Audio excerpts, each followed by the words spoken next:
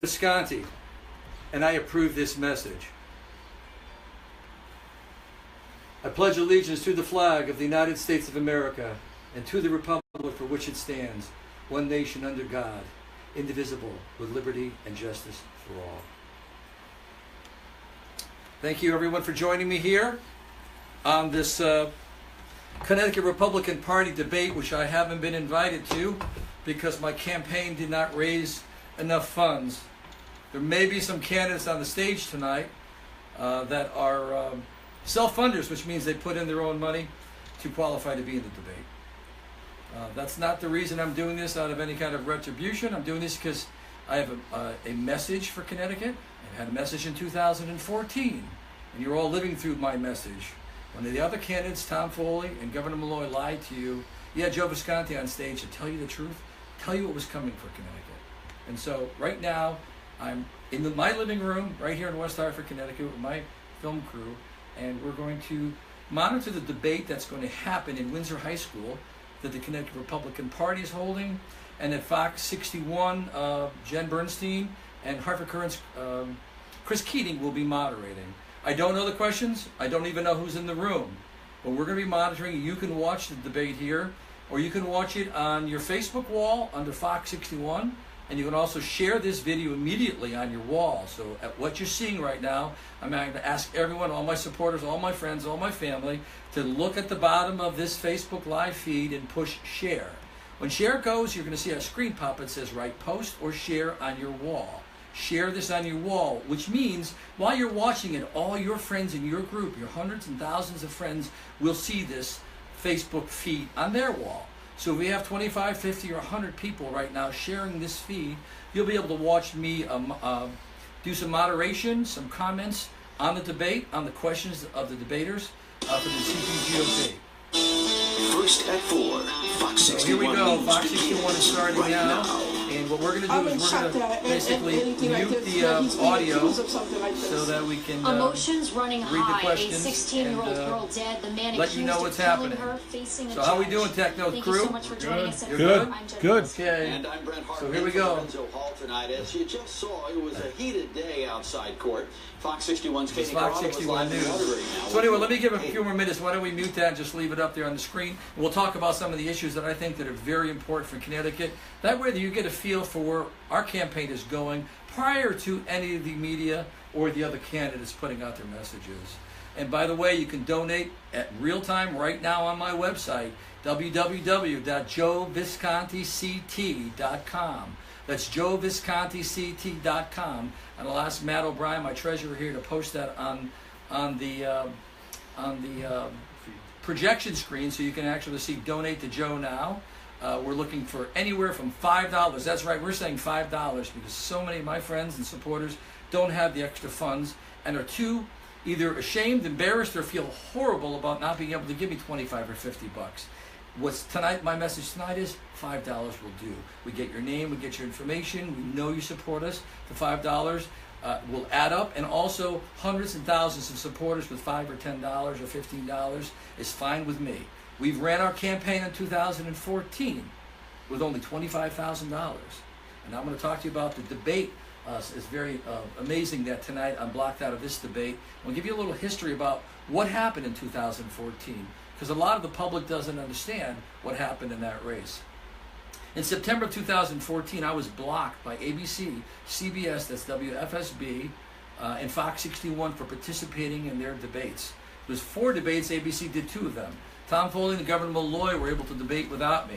My poll numbers in the Quinnipiac poll, one of the best polls out there at the time, was 9%. No one gets 9%. CPTV put us on in October, and NBC put us on in October. If we were allowed to be in those debates, we would have been able to go from 9% to 19 or 20% in September, and then go for the 3-way win at 33% in October. We were blocked in September from those debates, and this is something very important. Those debates, those TV stations receive millions of dollars from the campaigns of Governor Malloy and Tom Foley. So what happens is you citizens, taxpayer dollars, even though it's sales from abandoned property. It's Connecticut property. It's Connecticut real estate. They take that money, they give it to the candidates after they qualify, and it goes for the most part to television advertising.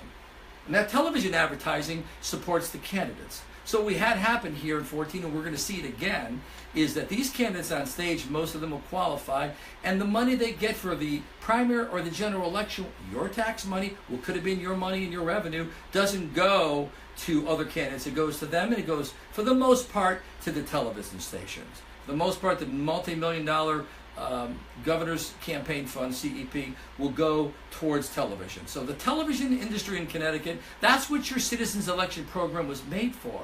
They have a direct pipeline from the state of Connecticut coffers right to the TV stations. So it's in their best interest to try to work with the candidates. And what a candidate could do, or their campaigns could do, is they could try to play one station against the other. If you don't let me in, if you let Visconti at 9%, I'm not going to buy your ads. We don't know what happened, but we had a lot of rumors going on. And if you all remember, on NBC would not, Tom Foley would not attend. Tom Foley, we believe, tried that with NBC. It didn't work, and he wouldn't show up. Why is this important? Because tonight, these candidates are double dipping. That debate, CTGOP is charging people to go to the debate. And those people are going to take your taxpayer dollars. It's all at your cost. You can't see a debate, and you shouldn't have to pay for a debate. And so, for me, it's important to understand, to understand that money should not be the measure of success. Our chairman of our party, Jerry Romano, said that money raised is the best indicator of your support. Well, your self-funders are putting their own money, have no name recognition, and that is not the best measure of their support. So we have two classes of candidates tonight. We have the 1%ers, the lawyers, the career politicians, and the establishment they suck up to. And we have middle-class, hard-working people like me, and maybe other middle-class, hard-working people will get in the race. Right now, I believe the Connecticut Republican Party can pull out a win with an average Joe, an average person who works, who tells it like it is, who has a history on the record of telling you for 14 years, from West Hartford, running for council, fighting Blueback Square, and all the things I've done in politics to bring you the message. So what we're going to find tonight is where these candidates stand, where they stand on the issues. Are they not just against public unions, but what do they think they can do with government unions now that there's a 10-year CBAC deal? What do they think about sanctuary cities? What do they think about Donald Trump? Do they support him? Will they run away from him, as all of them did in 2016? In Connecticut, remember, Donald Trump lost here. Our state reps and state senators did not run with Trump. They didn't put their signs out with him. So we've got a lot to discover tonight about what these candidates are going to do, and maybe we can put the feedback up right now as it's coming in. We're in real time here. This is all live. This is all unprepared. You sure you got Fox 61 right on? It's going to be a Facebook Live thing. You should have probably had it already. We're just watching what they do on Facebook. Are you on Facebook? No, we're on the website. Yeah, you're on the website, so you won't be seeing it. So they most likely started already. And this is the news, but we're going to go to the Facebook Live page of Fox 61, where this will be broadcast. And we should be able to hear the moderators putting down the ground rules of the debate, the questions, the introduction time. I'm going to be completely off cuff. We won't be derogatory to any candidates. We're not here to hurt any of the Republicans. We're here to keep them honest, to make sure we moderate and our comments towards as the debate should be. And right now we've got no technical difficulties, but it looks like we're loading right here in real time. And I'm totally excited about this. Actually, this is very liberating, because when you're in a debate, you're told all these things you can't do, all the things you can't say.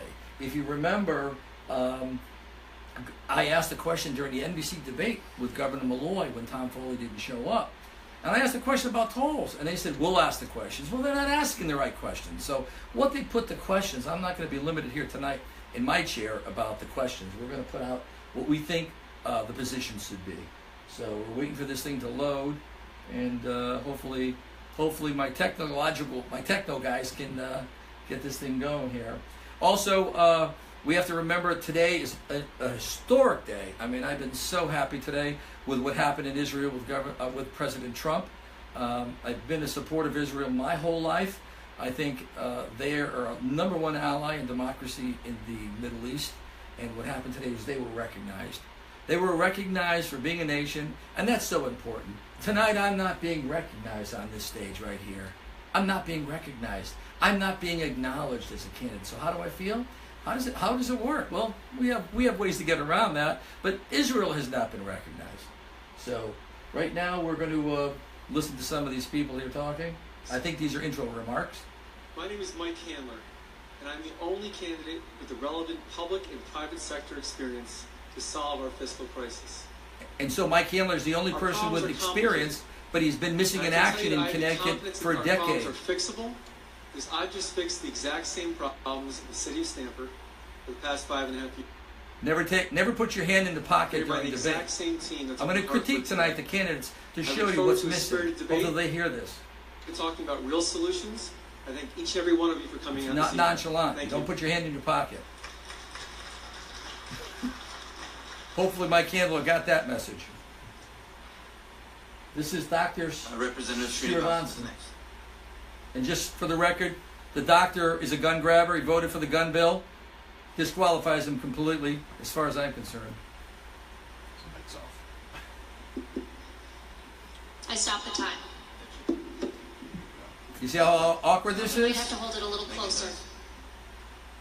Go ahead and try. Go ahead. Good evening, everyone. Is that better? Thank you. Yes, better, Doc. Thank you. Good evening, everyone. I want to begin. It all began for me. In 1975, I arrived at Kennedy Airport. First generation immigrant. $7.50 here in my pocket. Hopes and dreams. That's them. That's their feed. That's the feed that's coming from Fox 61. It's not our feed. Their feed went out. And on Facebook, we're sure we have a feed. We have a... That's it. There's their feed, right? Yep, there's comments and everything. Yeah, there's comments on this. So what's happening right now is Fox 61. They're trying this new technology. They have millions and millions of dollars. My mission and they're losing the feed. is We're to sitting in my revive living room, Connecticut and you're getting this and straight. make it prosperous again. And my vision is that each and every one of us have an opportunity to succeed. Thank you, To me, Representative. it is a calling, it's a privilege to be here with you this The evening. doctor wants everyone to succeed. There's no message here for how to straighten Connecticut out. The questions aren't here. That is not a powerful opening about where we stand in Connecticut and what we have to do in Connecticut. Walker. Thank you very much to the sponsor this evening and for all of you for showing up. Thank you for my wife, Mary, we got married in college, for supporting me in this effort. I'm Dave Walker. I live in Bridgeport, Connecticut. My wife and I chose Connecticut 8 years ago, but in the 8 years that we've lived here, our home value has gone down 35%. Our property taxes have gone up 55% due to failed leadership at the state and local level, and they haven't even started treating the disease yet. I have over 40 years of proven leadership experience in the public, private, not-for-profit sector. I'm a Reagan, Bush 41, and Clinton presidential appointee. I have made government organizations smaller, more economical, more efficient, more effective, more respected. I've done it before. I can do it again before it's too late. Thank you. Strongest message so far. Home run out of the gate. Next is Attorney Peter Lemage of Fairfield. Well, good evening. I didn't even know that we had so many Republicans in our state, so thank you very much for being here. I just want to introduce myself to you very briefly. Right, red handkerchief, non-starter. Always white handkerchief with a white shirt. We have 3 teenagers at home, so I know the mess that we're going to find in when we go back home. But I came to the United States about 29 years ago as a refugee. Watch the body language of the people behind you. Communist Albania to search for freedom and opportunity. We found it here. We found it in the United States. We found it in the state of Connecticut. Eventually, after I came over here, I was able to go to college, went to law school, became an attorney. From a refugee who had nothing when he came to the United States. Mute that for a second. Peter Lemage showed up at a Tea Party rally in 2010 with the same message. He's been singing this message for 7 years. 7 years with this same message. the solution for the party. He ran for this, he ran for that, he's running. Love Peter, but the reality is he doesn't have a plan, he doesn't have ideas. It's all about him as a refugee, and that gives me the right to run for governor or U.S. Senate like he did. God bless America, he could run. But over and over the message is of someone here who deserves to be here because how bad it is somewhere else. Like the doctor, again, these are personal messages, but Dave Next Walker up, we hit have it economically. Westport Steve Obsidnik. Steve, great guy. Worked on his campaign, helping him running for Congress years ago. Microphone, I think. Test? Yes, there we go. Time Chair, starts now. If the red light's on, you speak. Good evening, everyone. Since I graduated from Stanford High over 30 years ago, career politicians have taken us down the road to ruin. Fewer people, fewer jobs, zero economic growth, the loss of GE and Aetna.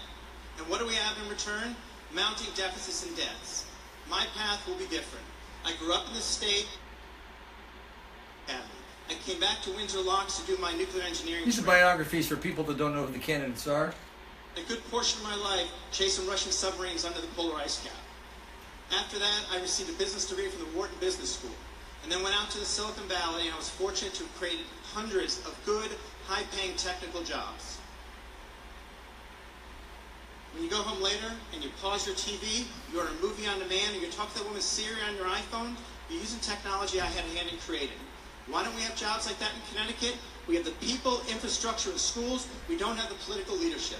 I'm excited tonight to talk to you about how we restore fiscal security to Connecticut and how we create, once again, vibrant industry-led ecosystems to reinvent Connecticut. Thank you very much. It all sounds great. Aren't these nice words? Mute that for 1 second here. It sounds great with nice words, and we can do this, and I did this, and I was successful. I got Emmy Awards. I've done all kinds of stuff.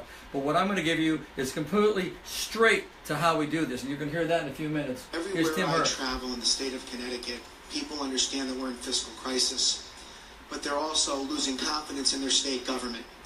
And they're losing confidence in their state government lost because for the confidence. last 40 years, one-party rule and Hartford insiders have placed the next election ahead of the next generation.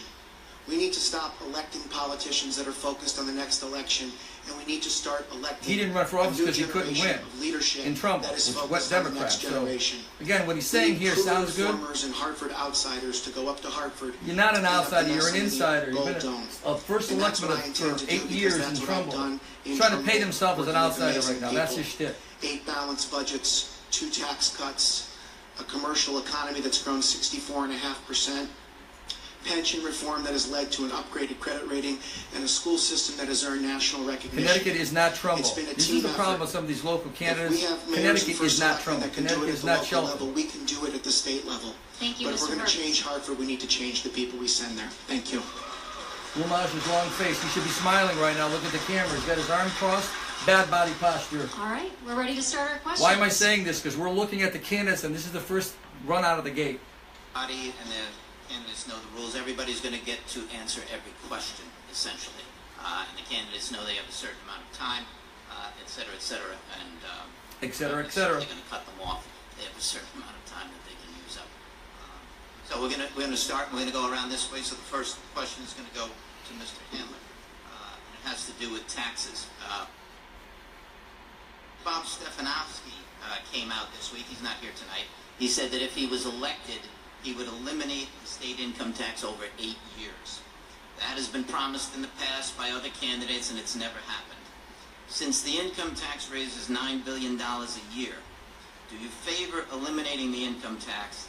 And tell us, if you do, tell us how that could be done. Chris Keating with the Hartford Current, who endorsed Malloy twice. So here are the people asking questions that endorse the failure. Do you understand what's going on?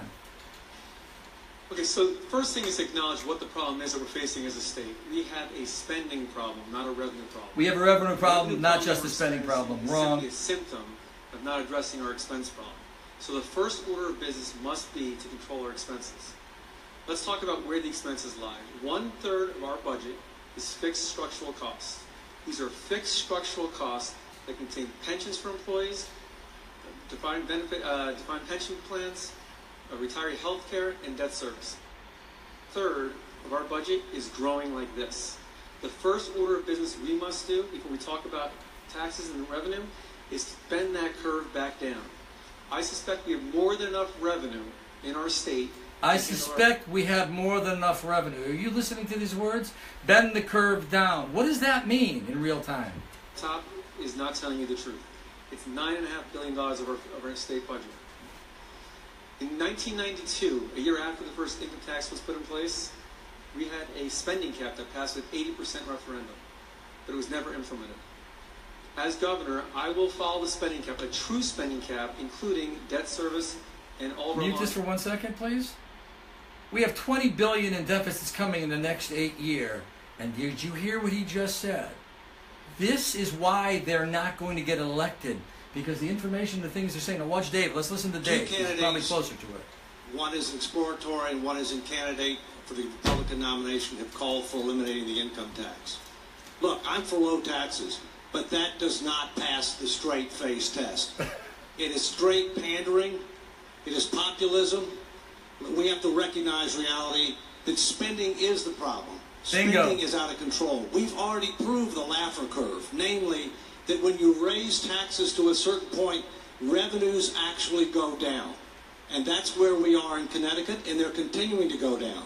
So we've got to get control of spending. But the first thing we need to do is we need to keep businesses and we need to keep high-income individuals from moving out of the state who disproportionately contribute to revenue, to jobs, and to philanthropy. And to do that, we have to eliminate the estate tax and the gift tax. We have to eliminate the 20% surcharge on corporations. We have to move away from the unitary tax system. And then we need to provide broader tax relief over time, but we can't do it until we dramatically restructure compensation and benefit programs, until we rationalize our welfare system, and only after that. You don't have to eliminate the income tax, but you have to lower the rates to where we are more attractive as compared to other states in this region. We can do that, but spending got to get under control. It's out of control. In 1 second, we cannot control spending because the unions under the CBAC deal gave them, it's the biggest bank heist in history, 10 years. Until the year 2027, we can't touch union contract. Okay? All right? And you didn't hear that in there. And that's where he should have plugged that. We have to hug our customers who still stay here. We can do targeted tax cuts day one. Day two, we have to reduce the size of our state employee funding by 20%. Do you realize that the size of our state employee workforce is 21% larger per capita than the state of New York? And we pay them an average. Give it a mute. Let me hit this right here. This is about state employees and the volume of them. Right now, the state of Connecticut does not have a hiring freeze. Even though the CBAC deal gave them a 10-year protection, we have hiring going on hand over fist, DOT and all over state government right now. Let's see if any of these people address that. I don't even think they understand that or know that. How do I know? Because I have people that are state employees working in every department giving me intel. Let's go on. People need to be honest about what it's going to take to get to that point. We have a massive unfunded liability problem in the state of Connecticut. We all know that. We have the second most underfunded pension system in the nation. We said that in 14. We have a $20 billion unfunded OPEB liability in this state, post-retirement benefits. And unfunded liability is code language for future tax increases. There's a reason why we were the last state in the nation to adopt the budget, and there's a reason why local school funding was decimated and programs that impact people were decimated, because the unfunded liabilities are consuming more and more of our budget. We have to get our pension costs under control. You can't until 2027. He's not mentioning that. He's giving you sound bites that sound good. He's not telling you the facts of what he can't do. You must talk about what we're not allowed to do. Serious, comprehensive pension reform like other states have pursued. Can't do it. We just had a 10-year CBAC deal. Why isn't he saying that? Then we can talk about reducing the income tax. Then we can talk. In 2030, he's not giving you the dates and the specifics. He's giving you sound bites. I liked him, but he's not going to win with this message. Doing the kinds of targeted tax relief that's necessary to give people in Connecticut who need the relief most the relief that they require. But that is not going to happen until we stop telling people what they want to hear and start telling people what they need to hear. He's telling them what they want to hear. Abilities under control. We have to stop saying what's politically correct. We need to start telling it like it is. Complete empty sound bites, had no meaning, and there's no specifics on what he can do. That whole thing Tim Herbst just delivered. Real politicians, professional politicians, who have taken you and I into this mess. And I don't think we should trust them again. trusted them once, twice, and they created a mess that we're in. Here's the solution. It's very simple. I think we have to spur growth. Without spurring growth, we're not going to be able to get out of this mess. Lower the taxes. Start by repealing state income tax. Check out our comments on the Facebook page and let me know if anybody's saying anything about the volume. Can they hear me, whatever? They should pay the state income tax immediately. Lower the sales tax. Lower corporate taxes. We don't have problems with revenue in our state. We have problems with spending. What Hartford has done has to be dismantled. The mentality in Hartford is... Mentality in Hartford has to be dismantled. We have to lower the sales tax, lower the income tax. I just told you we have $20 billion in deficits coming. That message doesn't work either. Love Peter, but it doesn't work. From you and I. Yet we are $62 billion in debt. Question is, where did the money go? They spend it. And your politicians with their pet projects and rent seeking. The mentality in Hartford has to be dismantled. You need a conservative... The mentality in Hartford must be dismantled. Didn't Demis and Visconti, Republicans, just make deals with the Democrats? Didn't we just have a bipartisan budget? What is he talking about? And I promise you that I'm going to be one of them. Thank you. Again, nothing. Nothing was said. He said nothing. We're going to tell you how to do this. Don't worry, I'm just not criticizing.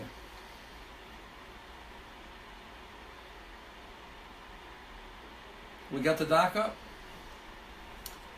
Road to motherhood or apple pie. Doesn't go that way. But you got to do it the right way. We have to do it in a logical, Yeah, spin it around so the responsible camera way. can pick it up. We talked about our state having Beautiful. a revenue problem or a spending problem. We said it is a spending problem. We've got a government union revenue problem, not as a revenue well and spending. as Again, he's spending dancing problem. around the issue. Look what's The doctor's happening. not going to do that. He's not going to Businesses say it. leaving our state. People leaving our state. That's where our revenue issues are. Check the Again and comments again, for me, see what's going on we are on my told wall. our revenues are Okay. not are Thank not you, in sir. alignment with what we expected, and we're back into mitigation again. And sure enough, we're going to do this in this session as well. We've got to do logical steps. Constitutional spending cap. We had agreed upon that when we said we were going to have the income tax. But guess what? This legislature does not have, the present leadership does not have the moral authority to do what is right. We need a total, complete constitutional spending cap. We need to be sure we are within our bonding limits, which we never are. We always are thrilled we are under, but we can't afford to bond anymore and kick that can further down. Our pension obligations You should see it on the wall. are out of You can line. scroll it on the wall. We've got to restructure. We have to learn how we can tighten the belt and make our state prosperous again. Logically, step by step. Eventually, I hope, the day will come, like it did when I moved to Connecticut in 1980. Are you listening to There this? was no tax. There was no income tax. And This guess is where we dreaming. are. And I hope No specifics before I on retire, how to cut spending. able to say no taxes in Connecticut, but it has to be done logically and in a very systematic manner. Thank you. What has to be done? What has to be done on a logically systematic level? He didn't tell you anything. Again, this is no message. It's hollow. This has to do with the state budget. Everyone talks about cutting spending, but can you give us specifically three agencies that you would cut as governor? And again, please be specific. Specifics. Good girl, Jen. Good lady. Watch what I say here. That may be derogatory. For that question. Your question was agencies that we would cut. I think the answer, rather than agencies that we cut, our agencies have to be run efficiently. And that's not just three. Each and every agency has to be done and run in an efficient way. We just heard the horrors that are happening in Whiting Forensic. We have heard the physical torture. We have heard the physical abuse.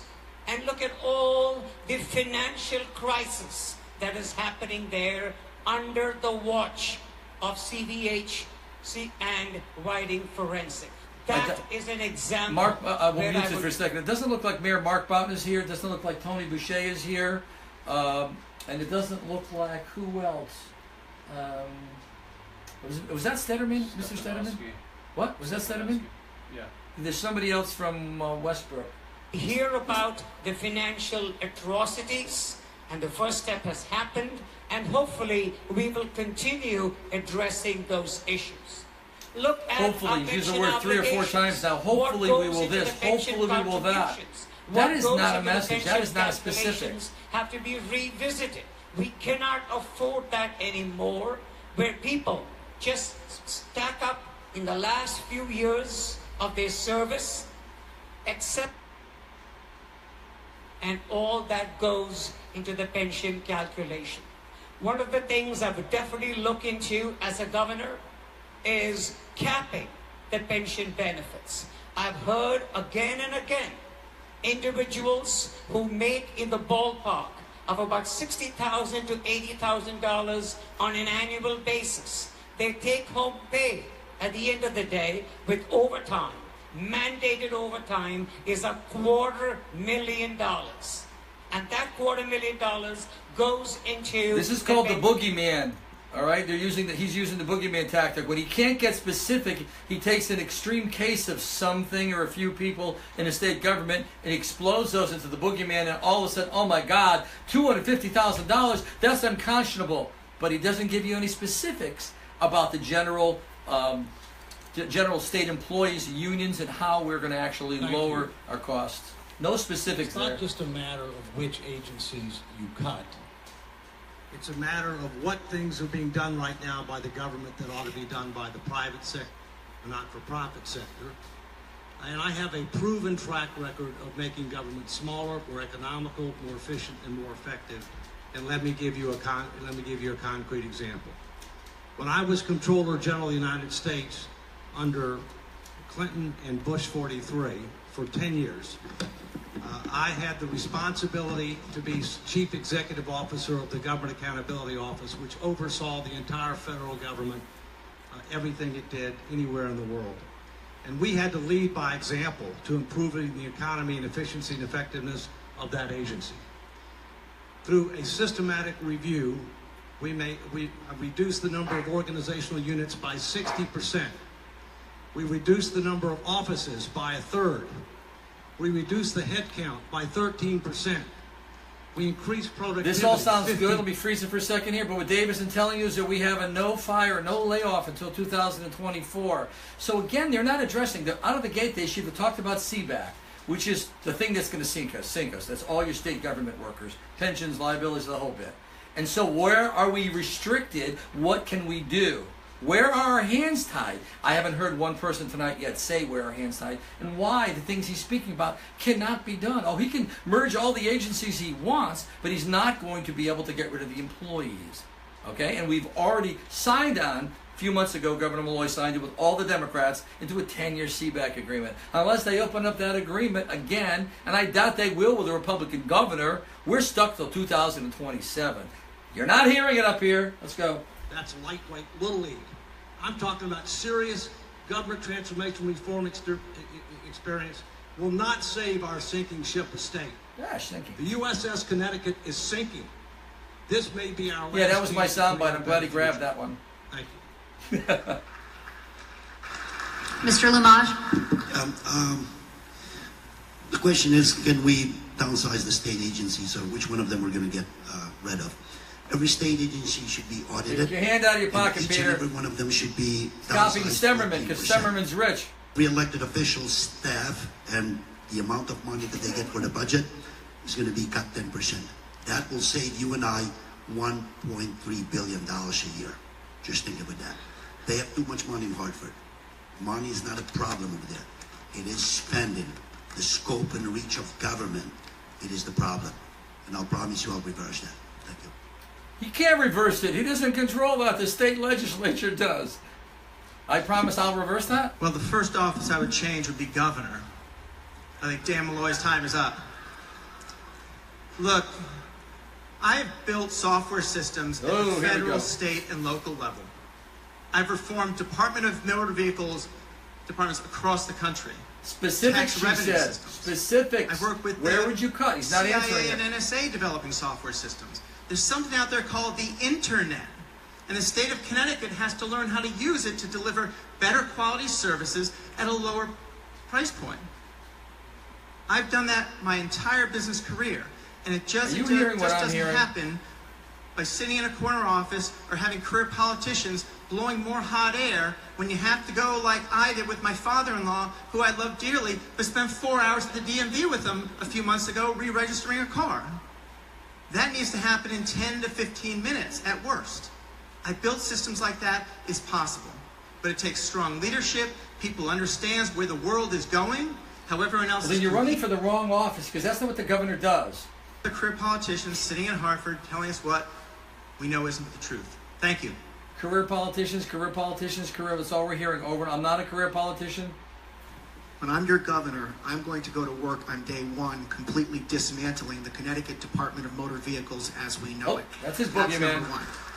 Jumped Number down the two, we're boogeyman. going to take on the bureaucracy in the Department of Transportation, which is stymieing economic growth and stymieing progress. The second floor bureaucracy at the DOT is hampering economic development and the ability of our state to invest in our infrastructure and grow. The proof of that is how the State Transportation Fund is on the brink of financial collapse, as reported earlier today. There are systems in our state. We have hybrid models where we deliver social services. Some of those social services are delivered by 501c3 not-for-profits, as David mentioned. Others are delivered by the state government. There have been projections that indicate that we could save upwards of $500 million a year by simply allowing those people who do the work for 1/3 of the cost and do it better, do it all.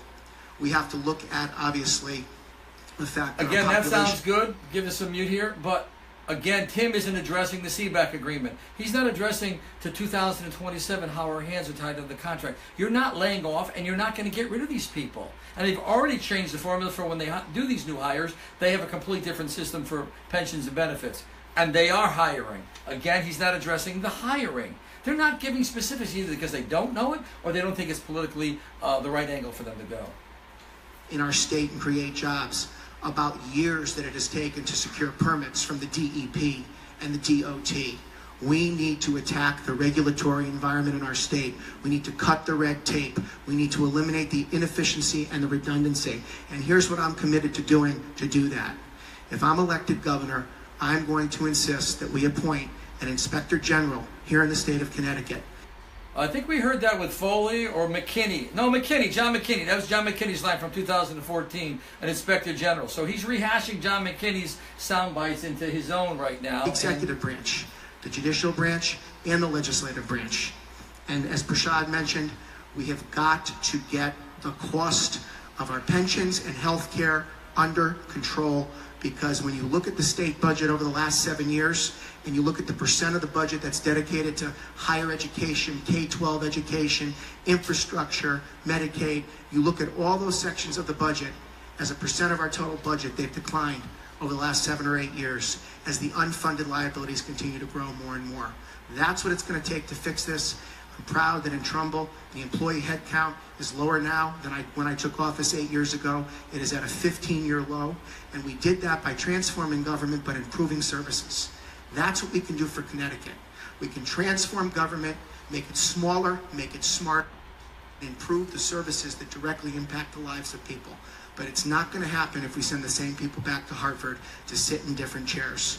We need proven reformers and Hartford outsiders that are going to tell it like it is to get the job done. What does he mean, outsiders? He's running for one office. What is he talking about?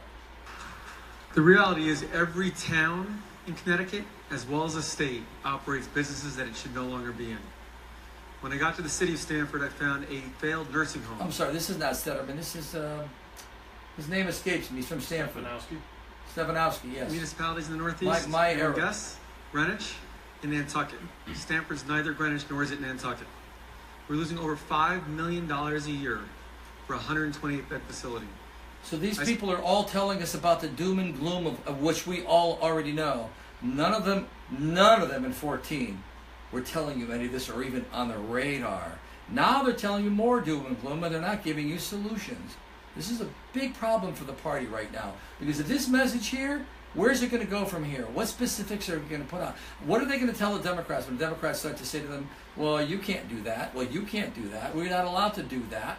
They're going to blow holes in everything. I'm blowing holes right now and I'm being very nice. I'm not getting deep into this because I don't want to hurt any of these candidates up here. I've got a better idea. Why don't we get out of the pension business once and for all? Why don't we make our public sector benefits look like all of yours in the private sector? Why don't we take our pensions and cash them out into defined contribution 401k plans right now?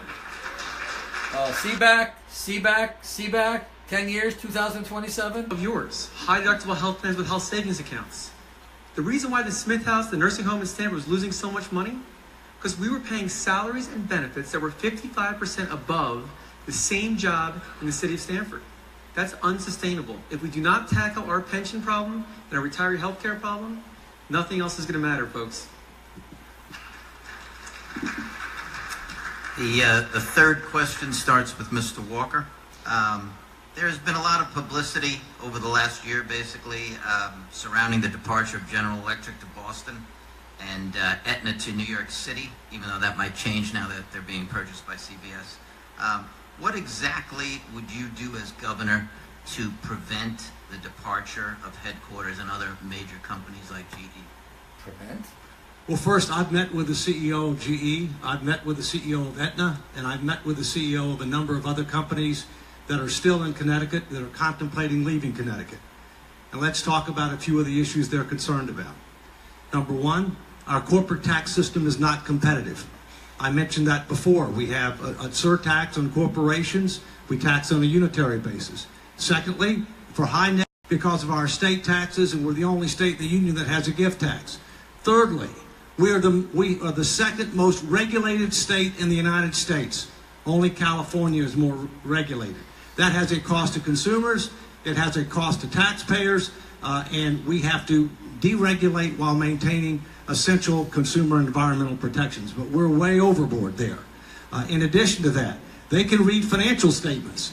The simple fact of the matter is this state is broke.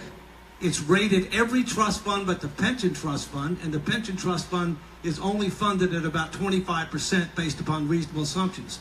The retiree healthcare trust fund is funded at 1% based upon reasonable assumptions. We've got continuing budget deficits despite two of the largest tax increases in history. We've got $71 billion in unfunded pension and retiree healthcare obligations, which represent either future tax increases and or future reductions in education spending, infrastructure spending, social safety net protection, etc. The bottom line is we're in terrible shape. And as a result, what we have to do, first, we have to make steps to try to keep businesses and corporations here. We need a business-friendly state. We need a partnership between government and business. You can't be anti-business and be pro-job. Businesses create the jobs.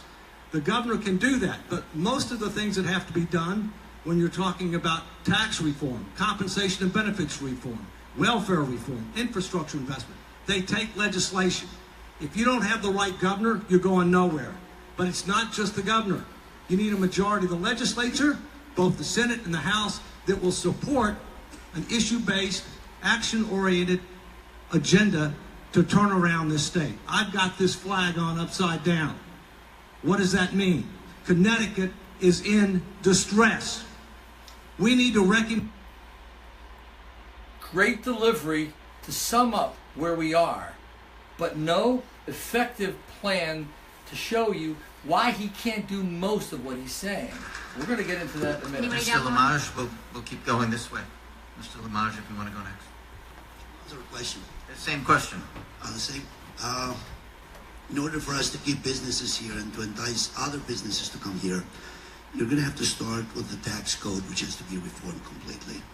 In addition to the tax code, the regulations that are passing, any state agency that passes a regulation should be required to repeal 4. Donald Trump's thing. So here's another shtick. Coming from the state, they are going to have to be repealed, a number of them. Instead of creating an environment for people to invest in our state, we're doing the opposite. We're forcing them to leave. One of the ways to keep that business in our state, and it was in Fairfield where I live actually, and we lost a ton of jobs when they left. It would have been for someone from Hartford to sit down and talk to them.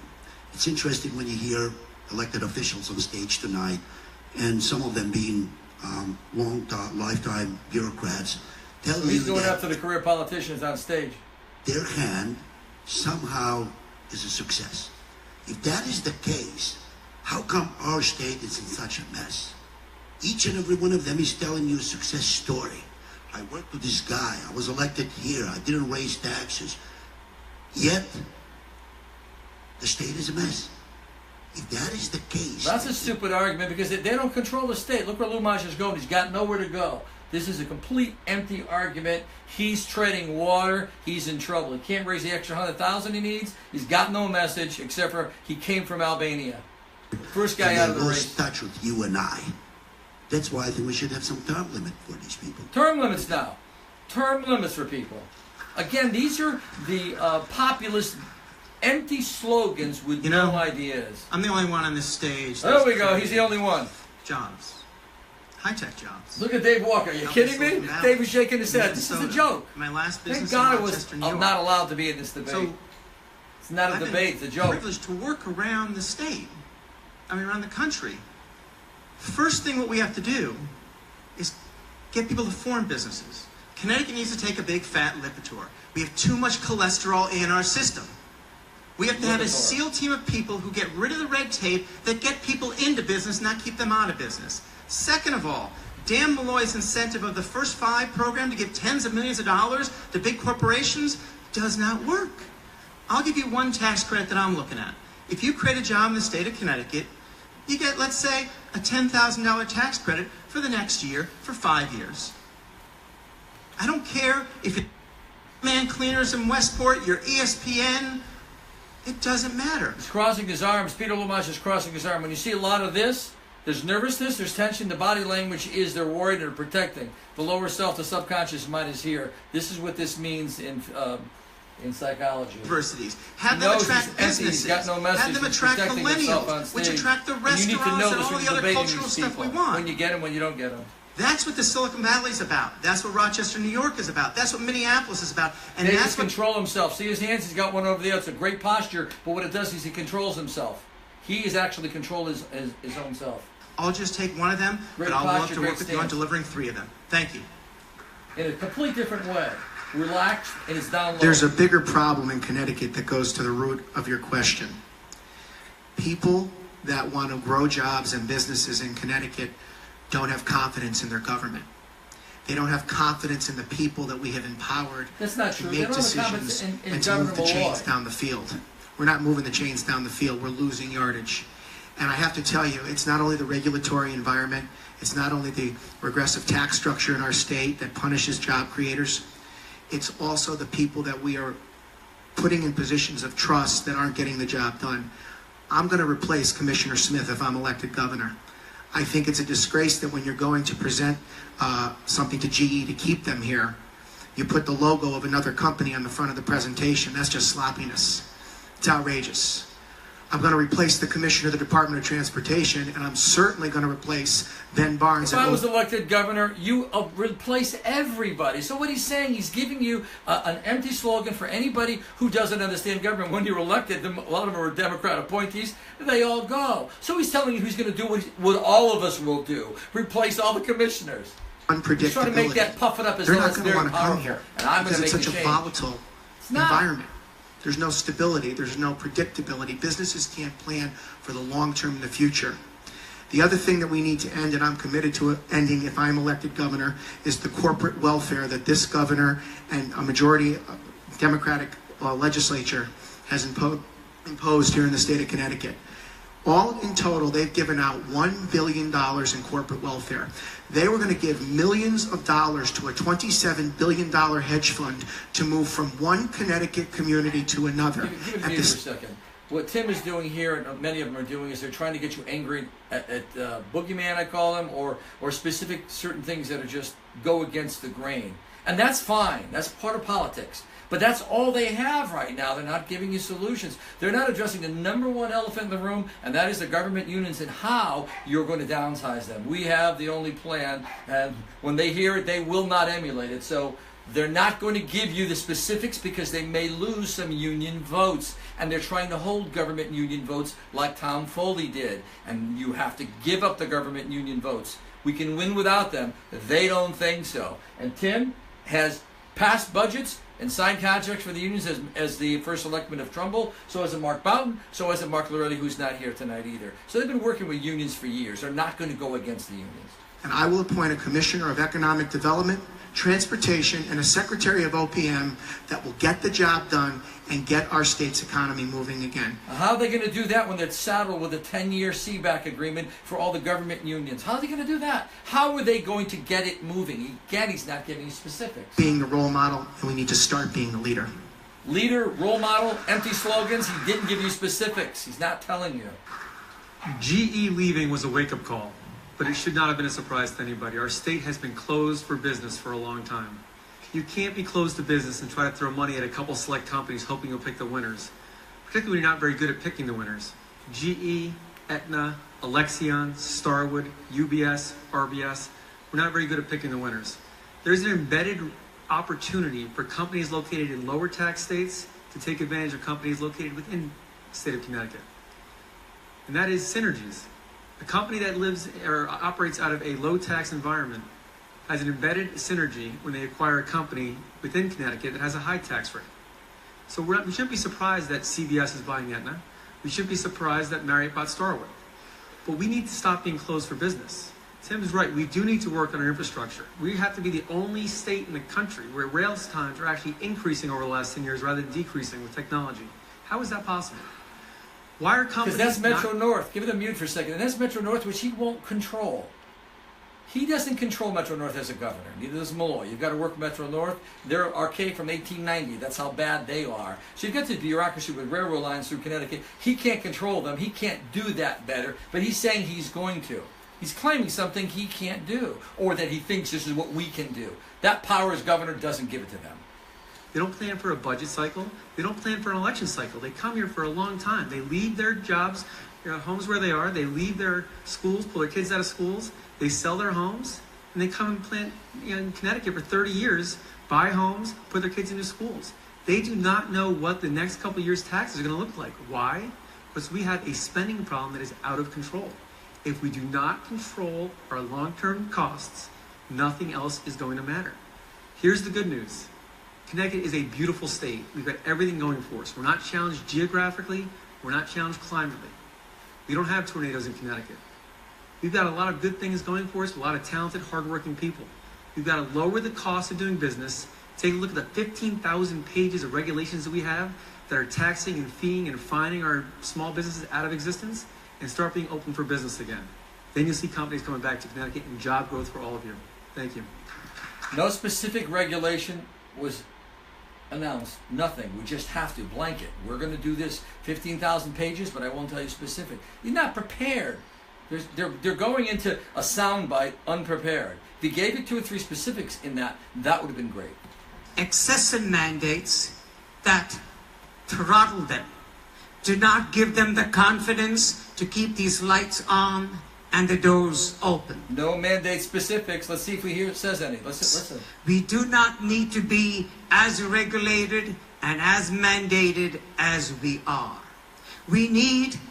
Businesses need a predictable environment. They need to know what's going to come down the pike, not just today and tomorrow, but for the next 6 months or the next year. It just shows where we are as a state when our business industry associations, they cringe when the state is in session because they never know what's going to come down the pike. That is the attitude we have to change. How can we encourage businesses to come to Connecticut, to stay in Connecticut, and to grow in Connecticut if we are not able to give them the confidence. Businesses tell us again and again, we do not have adequate workforce. It might come as a surprise to some of you, but it is not. It is reality. So from the school system all the way to a career, we need to make sure we address that we have adequate workforce. We have talent in our state. It is a beautiful state. I definitely agree with you. It's a gorgeous state, a state I want to live, and a state that I want to retire in. But what do our millennials tell us? That they get educated here. Look at Yale, look at UConn, Quinnipiac now, wonderful, wonderful graduates. But what happens to them after they graduate? How come they leave us and do not stay back in Connecticut? Those are the concerns we have. Again, he's painting a picture of reality we all know too well. We've run for years on this message of you start off with why, but you're supposed to give a reason how you can keep the millennials here. You have to give specifics. Again, he's just painting the picture of something that's happening without giving the public any answer. All of them are doing this right now. And they're all doing the same thing, spending problem, spending problem, spending problem. We got a revenue problem. When we're not, businesses aren't here, there's no revenue coming in. Yeah, you got a revenue problem.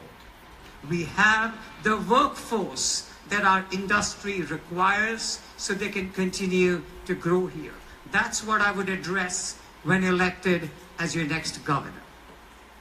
No specifics. What industry is he talking about that we right, this need next workers question, for? Mr. Peter. Which industry doesn't have the workforce? He didn't give you any specifics. Why should you believe him? Again, they're just coming out with these sound bites. Andrew is calling for Big, broad the legalization of marijuana, and some of the legislature have said it would raise millions of dollars this is gonna be a good annually. one. What is Mary your Jane. position on legalization? Gee, how did I know I'm going to get that? Look, I don't think we should legalize marijuana for the purposes of raising more money. The only reason why the Democrats and some Republicans are trying to legalizing it, it has Looking to do down at the floor, he's got his hand in his pocket. He's not looking at the audience. He's not directing his attention. He's not specific. expanding. Well, look at his head. His head is down. Marijuana, and I hope my kids will never smoke it. I don't recommend it to anyone. But if we do that for medical purposes, I wouldn't have any opposition You to already it. do that for medical. And if the legislative body decides to legalize it, so be it. I wouldn't have any problems with that. That's a personal decision for people as to whether they want to smoke it or not. I wouldn't recommend that to anyone. I wouldn't promote it. But again, I would oppose it if we do it only for revenue purposes. Because if we do that, then why don't you do gambling also, and some other We do vices gambling. should be maybe legalized because you can get. We have gambling legalized in Connecticut. So that's where I stand with it. Thank you. Thank you. What the heck was that, and what does that mean? These are the leaders for I went to the governor? U.S. Naval Academy and served in the Navy for 5 years, Here we go. so I Skipper, can't say here I we was go a big again. user of marijuana. I actually have never used it. However, I have some really good friends who came back scarred from Afghanistan and Iraq. And medical marijuana, they've opened my eyes to how that's alleviated a lot of the post-traumatic stress that they deal Well, with. that's already every done, day. so what's that? And medical marijuana in Connecticut's legal. There are 20,000 registered users and I think 700 physicians who subscribe. But I think we have to break this into two discussions. People have said it's a revenue generator, but I've heard from the OFA it's about $50 million a year. I actually think there are other ways this state can go about creating other revenue streams that actually retain people here in Connecticut. So I don't think the argument's an economic argument. I think the argument or the discussion is around what culture do we want in our state. And I'm an evidence-based person. I'm a nuclear engineer. I used to split atoms for a living. So I'm open to the dialogue and discussion. I'm not going to kid around. It's not my Monday morning activity. My Monday morning Will activity you sign a bill or not? Come on, Steve. Will you sign a bill or not? Yes we or no? lower the cost of living. How do we fight for your heart and soul to stay in Connecticut as opposed to... He's avoiding the question because he doesn't want to say it. We're already She's taking saying the with position. I won't the sign a tax bill. on teachers going up, for why don't I go to marijuana. Nashville? That's the person we have to fight for the heart and soul around. But thank you for your time. Sidestepped it, never gave you an answer. Look at this. Look at this. You know, when I look at the craziness that's going on up in Hartford, I sometimes think that we have a lot of decision makers who are perhaps using a little too much of the product. But let me just say, I personally have a problem with it. But I think that we should look at what other states in New England have done. Governor Baker personally opposed to it, put it on the ballot, let the voters decide. I think that's something that the state is going to have to discuss. We don't have ballot initiative in Connecticut. You can't do that. It's not a sidestep it. When we start talking about legalizing marijuana, implementing tolls, adding additional casinos to our state as a crutch to balance our budget, we have really misaligned priorities because we're talking about revenue enhancements rather than talking about the need to cut spending. And that I have a real problem with. Here's the second problem I have with this discussion about marijuana. And as you know, I disagree with Mayor Drew on an awful lot. My problem is, at a time when they're talking about legalizing marijuana, we have a crisis in our state of significant proportion. New England especially has been adversely harmed by this opioid epidemic.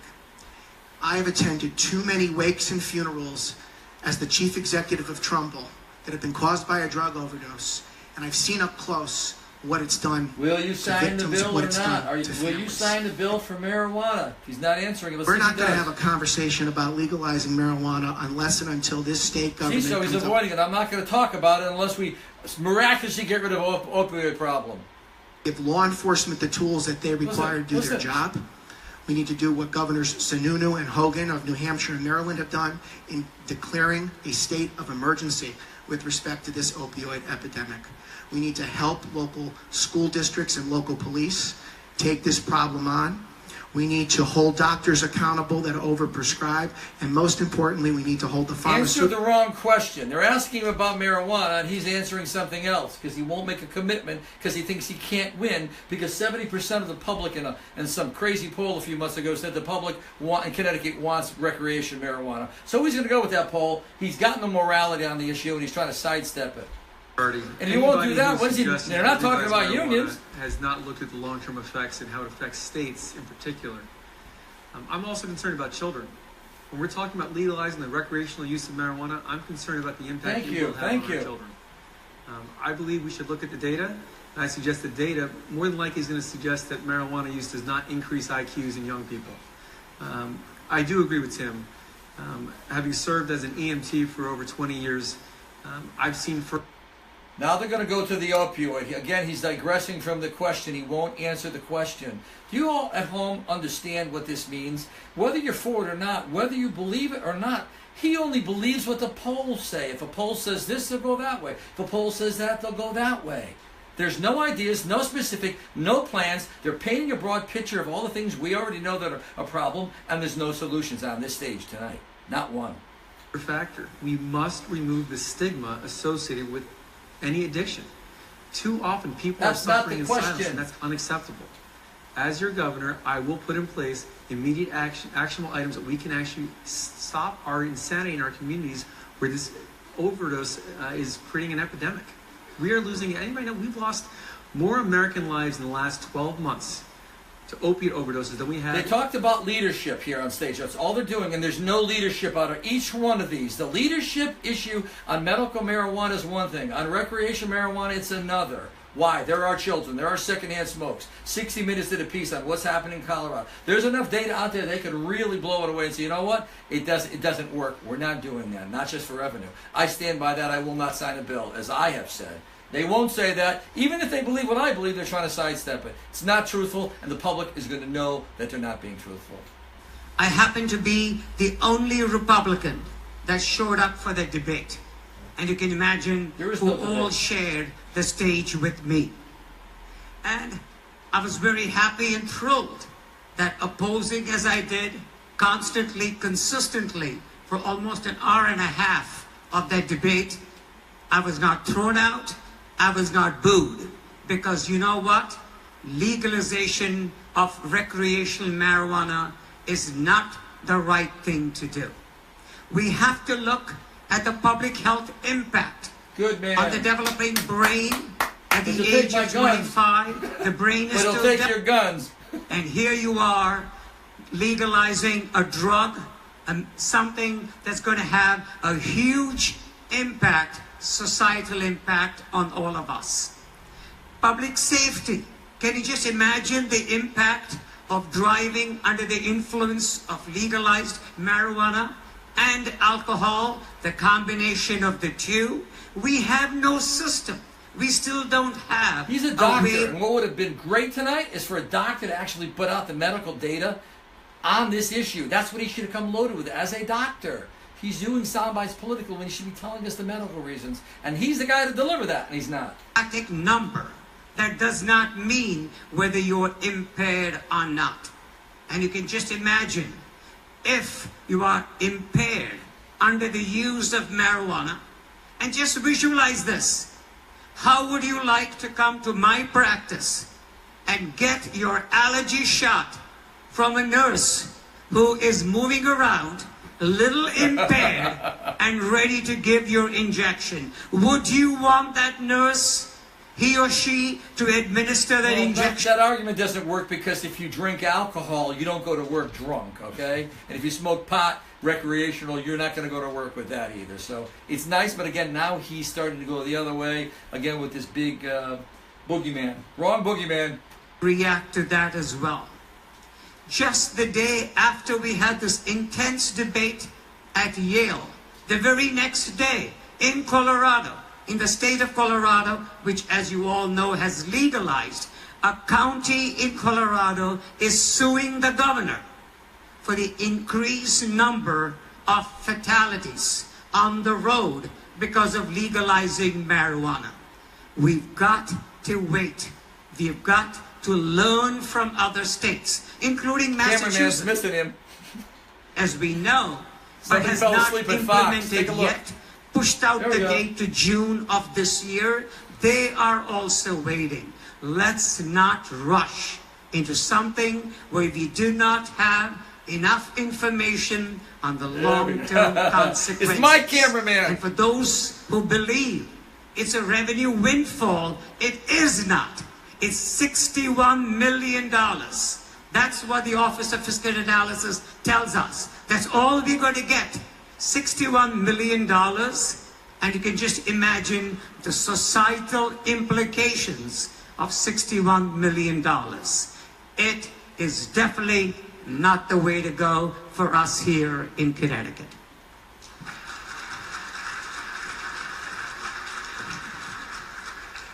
For the record, I do not and have not used marijuana. Didn't even put it up to the mouth, so it wasn't an issue of inhaling. All right? Look, I'm shocked by how many times I get questions about marijuana. Our state's in terrible shape. We're bottom 5 in financial condition, bottom 5 in competitive posture. Come on, Dave, don't sidestep. Union that actually have a declining population. And typically when people ask me about marijuana, why are they asking, we can get more money, more revenue. Now, I don't know that that's really why they want an answer to it, but that's what they say. We can get more revenue. As several of us have said, we got a spending problem in this state. We are addicted to deficits and debt. We are addicted to trying to find out how we can end up taxing something. If it moves, we want to tax it. Look, here's the bottom line. We have medical marijuana right now. My understanding with talking with professionals is our definition of the application of medical marijuana is narrower than it should be. And so we ought to consider whether or not there ought to be a broader definition of legal use of medical marijuana, including for post-traumatic stress disorder, etc. But with regard to the recreational use of marijuana, you've got to answer several questions for me. Because my reaction is no, but there are several questions. Number one, is it a gateway drug? There's conflicting information on that. Number two, can we detect it if you are under the influence when you're driving? That's public safety. And thirdly, with regard to public health and future potential obligations to the state, the brain, as has been mentioned by Prasad, the brain continues to develop until you're 25 years old. And so even if you were able to answer the first question that no, it's not a gateway drug, and yes, we've got a way to detect if you're driving under the influence, even if you were ever going to legalize it, you probably wouldn't legalize it below the age of 25. But you're going to have to convince me that those answers can be done in the right way, because I think public health and safety trumps a little bit of revenue. Smart move, but at the same time, he doesn't say he wouldn't sign a bill or would sign a bill. Good delivery. Sure. 7:15. But again, except for Prasad, there isn't anyone that's saying they would vote against it. And that's what you want. Will you vote against it? Yes, I will vote against it as your governor. I will not sign a bill if the legislature passes it. Is this the end of the debate? Or is there intermission? I think it's intermission. 7:15.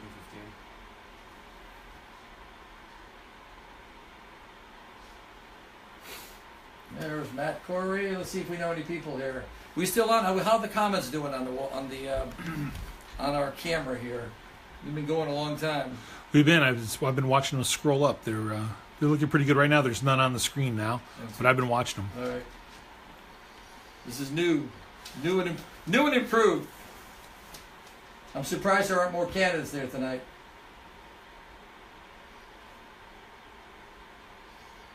Did they say they were taking an intermission?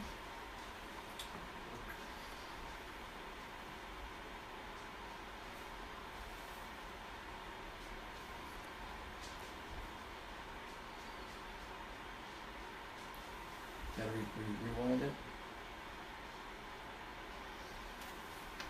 5 minutes. What's the 5-minute break? Yep. Okay. How late do they go until 8 o'clock? I think so, yep. Yeah, it's moving pretty quick. So far we've got some sidestepping. We've got everyone talking about what we already know, and very few specifics on how you're going to control spending for labor. Right now, our large message, our big message, and probably the only message you really want to know is how are we going to control the specials? Ed Katz wants to know, who do you think did the best so far and why? Dave Walker. Dave Walker's experienced in Washington. He did the best all around. Delivery, not just his background experience, and I know Dave, we had coffee last week in West Hartford Center, and I've known him from the 2014 race.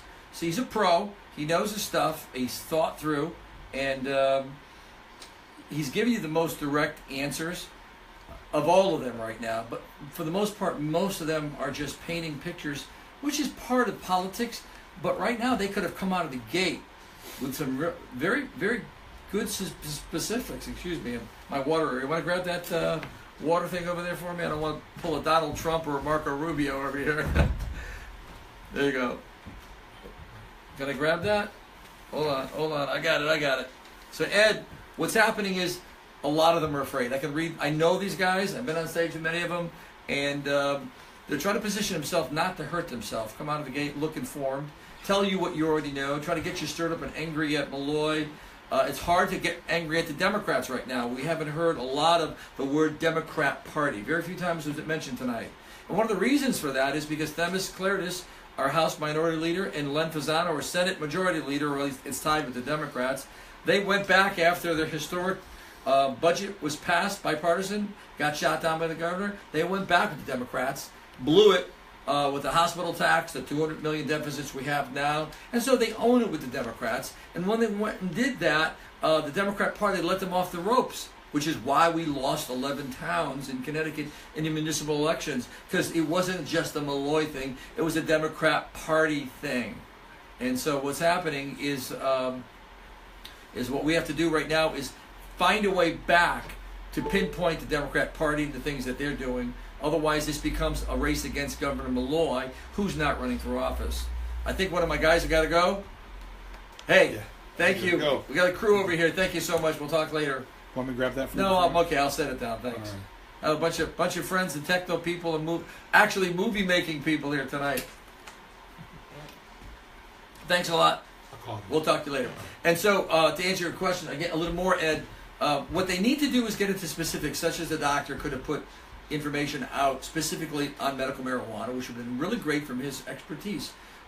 Steve Obstinik tried to talk about technology based on who he is, but he gave no specifics except for the internet. We have this thing called the internet. He didn't give you specifics on which department. DOT, Department of Motor Vehicles, they just bought the DMV, a brand new system, millions and millions of dollars, with all kinds of problems. If you remember a couple of years ago, it blew up and it was mayhem. So we've already invested in the technology. He could have taken that program, being an internet guy and a techno guy, and showed us where that product was bought. We got beat up by paying what we did. It doesn't work. There's still lines out the door, and he didn't go there. And so that's a problem. Not going there was an opportunity missed. He could have specified. People want to put their teeth into some of these issues. We have all the data, and we will put it out at the right time. Tonight I'll give you some answers, some big picture answers after this is over on what we can do. All the small incremental ones, I'm not putting out yet. Some of them probably don't want to put them out, but tonight was the night they should have put them out. Why? Tonight they would have owned them on stage. Peter Lumatis could have owned something. Dave Walker could have owned something, except for 90% of it's, here's who I am, here's who appointed me, here's what I did. Peter Lumatis, here's how I escaped from Albania. Steve Obstinik, I was in the Navy. Those are all good things because they're trying to you to get to know them, but they got to interject specifics, and they're not. And they're not for a variety of reasons. Either they don't know them, they haven't deep dived them, or somebody told them, and this is I think the answer, don't get into the weeds with the public. Public is savvy, everyone, we're all on Facebook, we're all on social media. We can get those snippets of information. We want to know them. I know it from the public because they message me all the time. Joe, what about this? Joe, what about that? So there's been some big missed opportunities here on stage so far. Maybe some more questions will get them to go deeper. But tonight, they as novices and beginners, for the most part, as running for governor the first time, could have owned the issue specifically on stage, going right out of the gate in December. And right now, none of them own anything. They're just all talking about the same problems in Connecticut, and they're not bringing any solutions. The solutions are severe. When we put the solutions out, they're brutal, they're severe. You're going to love them, or if you're a union worker or a state employee or one of the establishment people, you're going to hate them. I'm not here for comfort. I'm here to bring you the solutions as uncomfortable as they are. Not just the numbers. And we'll be doing that tonight. We'll give you some of it. And you'll see me here on TV right now from the debates last time. I'll let you talk. Tremendous progress. Hold on.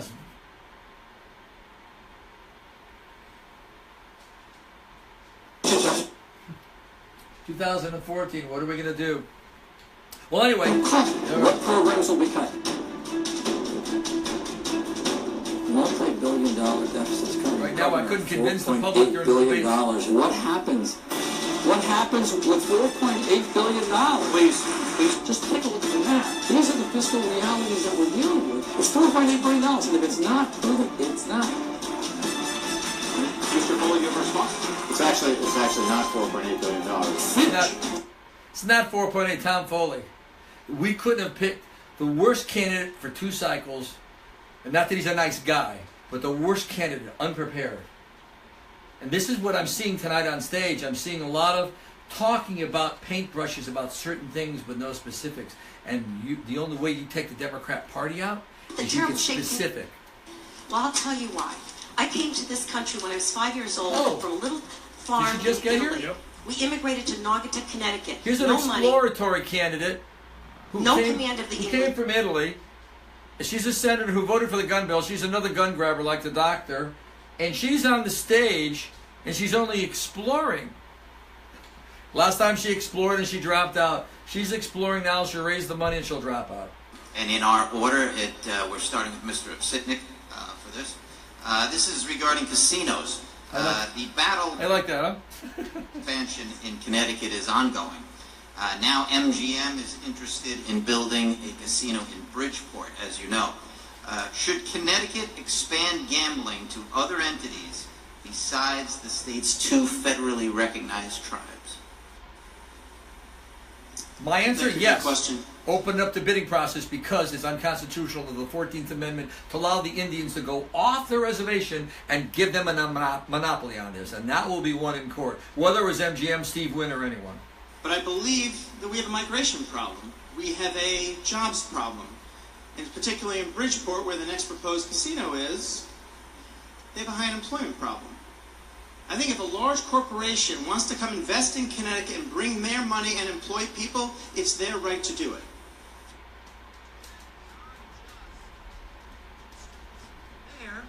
We need to look at how we're going to compete in the 21st century again. Life sciences and healthcare delivery. We have an aging population. We have a healthcare system which costs too much. We need to Massachusetts is killing us on life healthcare sciences. To people. Waltham, Mass. is killing us. So here he is with an idea, and he's not going to tell you where is the center of all this. It's not here. Why would it come here if it's centered over there, around Harvard in Massachusetts? Why would they come here? So again, talking about something that sounds good, and there's no practical tie-in to Connecticut. And there's this hopeful, wishful thinking that they're going to come. Of our own state GDP.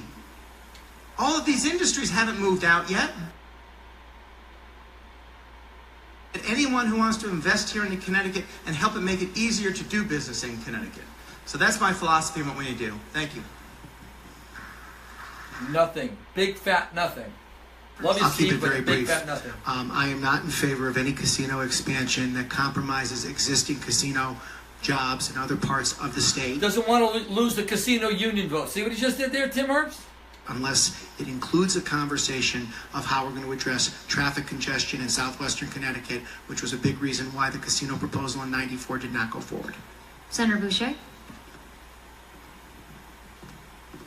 I've never been that supportive of casino expansion in Connecticut, but Bridgeport does deserve to really decide on their own which way they want to go with this. We already have $345 million that we get from the casinos currently. I don't know how well we spend that money.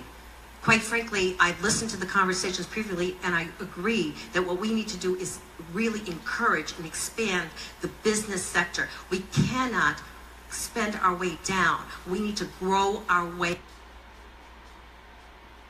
expand the tax base with lower taxes instead of decreasing the tax base by increasing taxes as we have it. So the bottom line is we really need to take a look at tax policy. For me, that is what drives the state economy. That is what drives businesses in and out. You asked the question previously about GE and others. It's not just GE. I have florist shops these days that say they don't compete with other florists in Connecticut anymore. They're competing with the governor and with this administration to taking money out of people's pockets that they would spend there. What we really need to do... Again, Governor Malloy, he's the boogeyman. For all businesses, not specific industries. We don't need to increase pot use in the state to get more revenues or taxes that in fact would increase our social services costs by exponential. The bottom, we have to make it less expensive for all businesses, including payroll taxes, including their tax structure, including the regulations that they are spending on. This is what they tell me that they want. What specific regulations, Tony? What specific taxes can you cut with $20 billion coming in deficits in the next 8 years? Again, Pollyanna, sound bites sound good. It's a Republican mantra of lower taxes and smaller government. God bless that, I love it too. No specifics. Not going to show you how to do it. Just, do you like me? Do you like me? Do you like me? Do you like me? These companies to stay, and they're not staying. They'd rather forego the big tax incentives, right? And just get out of the state of Connecticut and go somewhere where it's a lot less expensive to do their business. So the bottom line is we need to take a look at the entire tax policy. You know, all of these gentlemen here all have people. We could finish each other's sentences. In fact, we all agree on most of this. But the bottom line at the end of the day, not me, I don't agree with them. We better take a look at who's exploring or who's a candidate for statewide office that can win in Connecticut. The only way we're going to change this if we can win those offices and change. At what expense? Not giving you a message? Win without an idea? Win and take over the debts and then raise taxes like Malloy did? This is what she's saying. No conscience, no ownership, no leadership. Just win at any cost. By the crossover vote. And at the end of the day, all good plans fall on deaf ears if we can't win. And the public is looking for a different kind of candidate. Right a candidate here. that's lived the two lives of Connecticut. The urban poor life, the affluent part of Connecticut, that's been there, that's been an immigrant. Broken West Hartford, that's me. Up out of poverty through education, hard work, and industry in order to make it go and work well and attain the American dream. That resonates in our inner cities. She's describing me. I can't believe this. You think she's describing herself. Need someone that's been a person, created jobs. I've created jobs like the rest of them. Right For here. GE, for Weston, for the small businesses I've started that understands how business works. Did you know that I've had to actually debate in the Finance Committee that profit is a good thing? When elected representatives don't believe or understand that profit is what makes a business grow and what adds jobs, we've got a serious problem up in Hartford. We really, really do. So knowing how businesses run and having been a local Board of Ed chairman, having been a Board of Selectmen member, negotiating union contracts in each of these areas, State Board of Ed, state representative for 12 years, and now in the state Senate, all the while working in business, traveling around the country. We have to have someone that understands both. And at the end of the day, through all of this, we need someone that can prove that they can win. So that's going to be the determining. Prove they can win is called polling, which is what they should have done to put us up on stage. Because the name recognition on most of these people, my name's bigger than most of the people on the stage. I think a couple of them together. And they don't have name recognition. And all the money they've been raising right now, they can't spend it. They've got to wait until May at the convention. So here they are with the money, locked and loaded, and they're going to go on these stages. And this is how they're going to influence people with their name recognition? Without a message? Or immigrant. Now, it's interesting. And this is the Republican Party, which is great because we're always accused of not being inclusive enough. But I want to share a story with you. On the election night in 2016, I stood up with my wife watching the results until late. And at 3 o'clock in the morning, I got a call from Governor Malloy. He says, Peter Lumage, it looks like Donald Trump just won. I said, well, it looks like it did. He says, well, I'm as happy as you are. And I said, why would you be happy? You're a Democrat, you're a liberal. He says, because I hope he's going to deport you.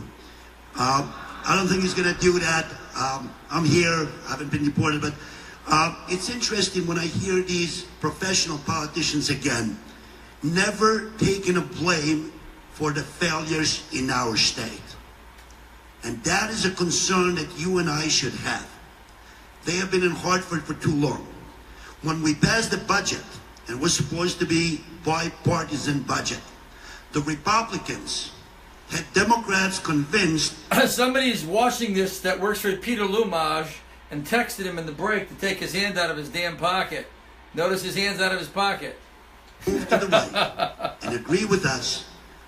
The weak-kneed Republicans agreed with the Democrats, and they gave us what they gave us. It's time that we have some common sense, conservative solutions in Hartford. A professional politician, a career politician is not going to do that. They would never harm themselves. You need outsiders. You need someone who understands what it means to work in Burger King, to flip burgers. I did it. You need someone who understands what it means to live in a city, such as the Bronx or Bridgeport. I did it. When my family and I came over here, we were taken in by a Protestant church. 2010, I've been listening to this story. I was able to go to college eventually, and I did it on my own. I was able to go to law school, and I did it on my own. I have a small business, and I do understand what small businesses are going through, because I'm one of them. I get up at 5 o'clock in the morning every single day to go to New York where I practice law. And by 2:30, 3 o'clock in the afternoon, I come back over here to talk to you and others. You're going to make a significant decision in May 2018, and that is nominating the next governor of the state. Exercise that power very carefully, because three kinds of candidates are going to come in front of you. Some people who have been in Hartford for way too long, and I call them career politicians. Some people who have so much money that they don't know what to do with it, and they said, well, let me just run for governor. And you'll have the outsiders, such as me, who want to get the job done. And I hope that that trust that is going to be placed upon you when you go to the convention is going to be exercised properly. Because as Republicans, we've been losing elections for the past 3 terms. The reason why we lose, we're afraid to be Republicans, we're afraid to be conservatives, We're afraid to be constitutionalists. We're afraid to be what made this nation great. And that shouldn't be the case. I had a chance. Please hold your applause. And Mr. Lamont, just keep in mind that the question is about casinos. I had a chance. Casinos. You see? Casinos are not going to produce the results that we need to get the state out of this mess. We need constitutionalism. We need conservatism. Peter joined the Tea Party, and he's been on this rant, and it's his story, but it's now become a rant because over and over it's empty, it's hollow, and it doesn't have any bearing on how to govern. So although I love Peter, and I ran the damn Tea Party in Hartford for years with Tanya Bashan and a whole bunch of other people, and he would show up and do his shtick on stage. I call it a shtick because it's gotten 7 years old, over and over and over with no solutions. At this particular point, he's writing the Tea Party mantra right now, and there's no specifics. He's better than that. He's got to put him out. We did in 2014 and the prior years. Thank you.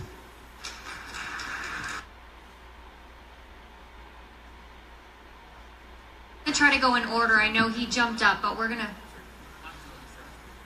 Oh, yes, go ahead. Sorry, I missed that.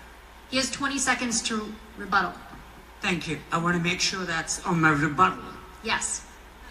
It was just mentioned that in the latest budget, the Democrats and the Republicans came together and voted on that budget. I want to make sure we all are clear on what budget we are talking about. There was a budget that we passed, the Republicans passed, that was vetoed by the governor. And then there was a budget that was passed, which was, quote unquote, a bipartisan budget, and I did not support that budget. I did not vote for the budget because I know that is not the right direction for our state to go. I want to make sure we clear that. I get 20 seconds. He mentioned my name. He did mention your I get name. 20 seconds, yes. If he mentioned my name. The truth is that he's voted more with the Democrats, with the Republicans. Check his record. The only time that he voted against the budget, it was when he decided to run for governor. And that was a calculated move. And you and I should be tired of calculated moves that these politicians are making, hurting you and I. That was the only time he voted against the budget. And that shouldn't be the case. If I were there, I would have voted against it. Back to casinos here. We're continuing with casinos. Everybody's getting a little, they're all fighting amongst each other. You notice what's going on here? Here's the question again. It's actually Dave before the protects break. himself. He's getting ready to get waxed. He's got his arms crossed. Here's the question. Take a look. He thinks he's going to get an incoming because he was the no labels guy. Mute just for a second. Dave Walker was the no labels guy forever. Part of no labels not really being a Republican or Democrat. And so Walker's a little worried that Lumaj may hit him. Business. Through failed policy, we are hooked on revenue from casinos right now. How about we get ourselves unhooked from casino revenues? Let's lower our costs. Let's take our budget and actually reduce our structural costs and stop being dependent on one-time revenue streams that are at risk when neighboring states build casinos. I have no problem with the casino. I think Bridgeport has every right, without state assistance, to have a private business build a casino, but I would like to see the state of Connecticut out of that business as fast as possible. Thank you. He wants to pick the winners and losers. The casino wants to bring $1 billion almost here, and he has no one. Okay? Come on. Around our state to create a better future, and we have to revitalize our cities, including Bridgeport. The fact is that millennials, empty nesters, and businesses want vibrant cities. They don't have to be big cities, but they need to be safe, they need to have things to do, and they have to be a place that people want to be. We have at least 4 cities in this state headed for bankruptcy, absent a change. We need to promote economic development in our cities. We need to engage in financial restructuring of our cities, and I am for pursuing the possibility of a privately financed entertainment complex, casino plus in Bridgeport. You're not going to solve the state's financial problems with casino revenues. I'm personally not a gambler, but we need more jobs in Bridgeport. If you're going to have a casino in Connecticut, it makes a lot more sense to be in Bridgeport than in other possibilities that people are talking about because of Metro North, because of the ferry, because of a variety of other factors. But I do agree that if we're going to pursue that, it's got to be privately financed, no public money, and we've got to do something with regard to transportation. And by the way, we can kind of look at other parts of the world. Mary and I are fortunate. We've traveled to 100 countries, all 50 states, all 8 continents. There's something called high-speed water ferries. There happens to be one between Hong Kong and Macau. Macau is Portuguese. It's an entertainment center and gambling center. Why can't we do the same thing? Not just because there might be gaming in Bridgeport, but to try to help relieve congestion with regard to I-95 and otherwise. Thank you. Hold on. Did he? No, you didn't talk about casinos. Yours was a rebuttal. So you can talk about casinos. Yes. You didn't answer it yet. Right. I'm talking about the casinos now. Casinos. Okay, great. Thank you. This will be the last comment on casinos. Then we're going to move forward.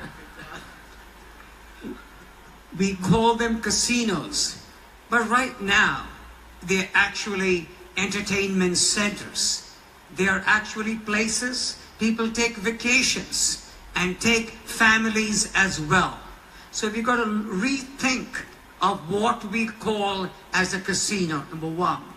But my concern is not about casino expansion. I'm thrilled that Bridgeport is considering that. We need to vitalize our cities, no question about that. But we also need to keep in mind our relationship, the contract we have made with Compact and their tribes, that we will not allow He's going to try to play both sides now, the doc, so that he wants this and he wants that, and he really doesn't know where he stands. And at the end of the day, they're going to leave you on medical marijuana, on casinos for the most part, saying both things so they can protect themselves. It's called doublespeak. And they need to be very clear, and they're not being very clear on anything tonight. Thank you. All right, we're going to go on to our next question, and this one is for Tim Herbst. It's about guns. Did you support the post-Newtown gun control bill, and would you support banning the so-called bump stock device that allowed the shooter in Las Vegas to fire more shots than he otherwise would have?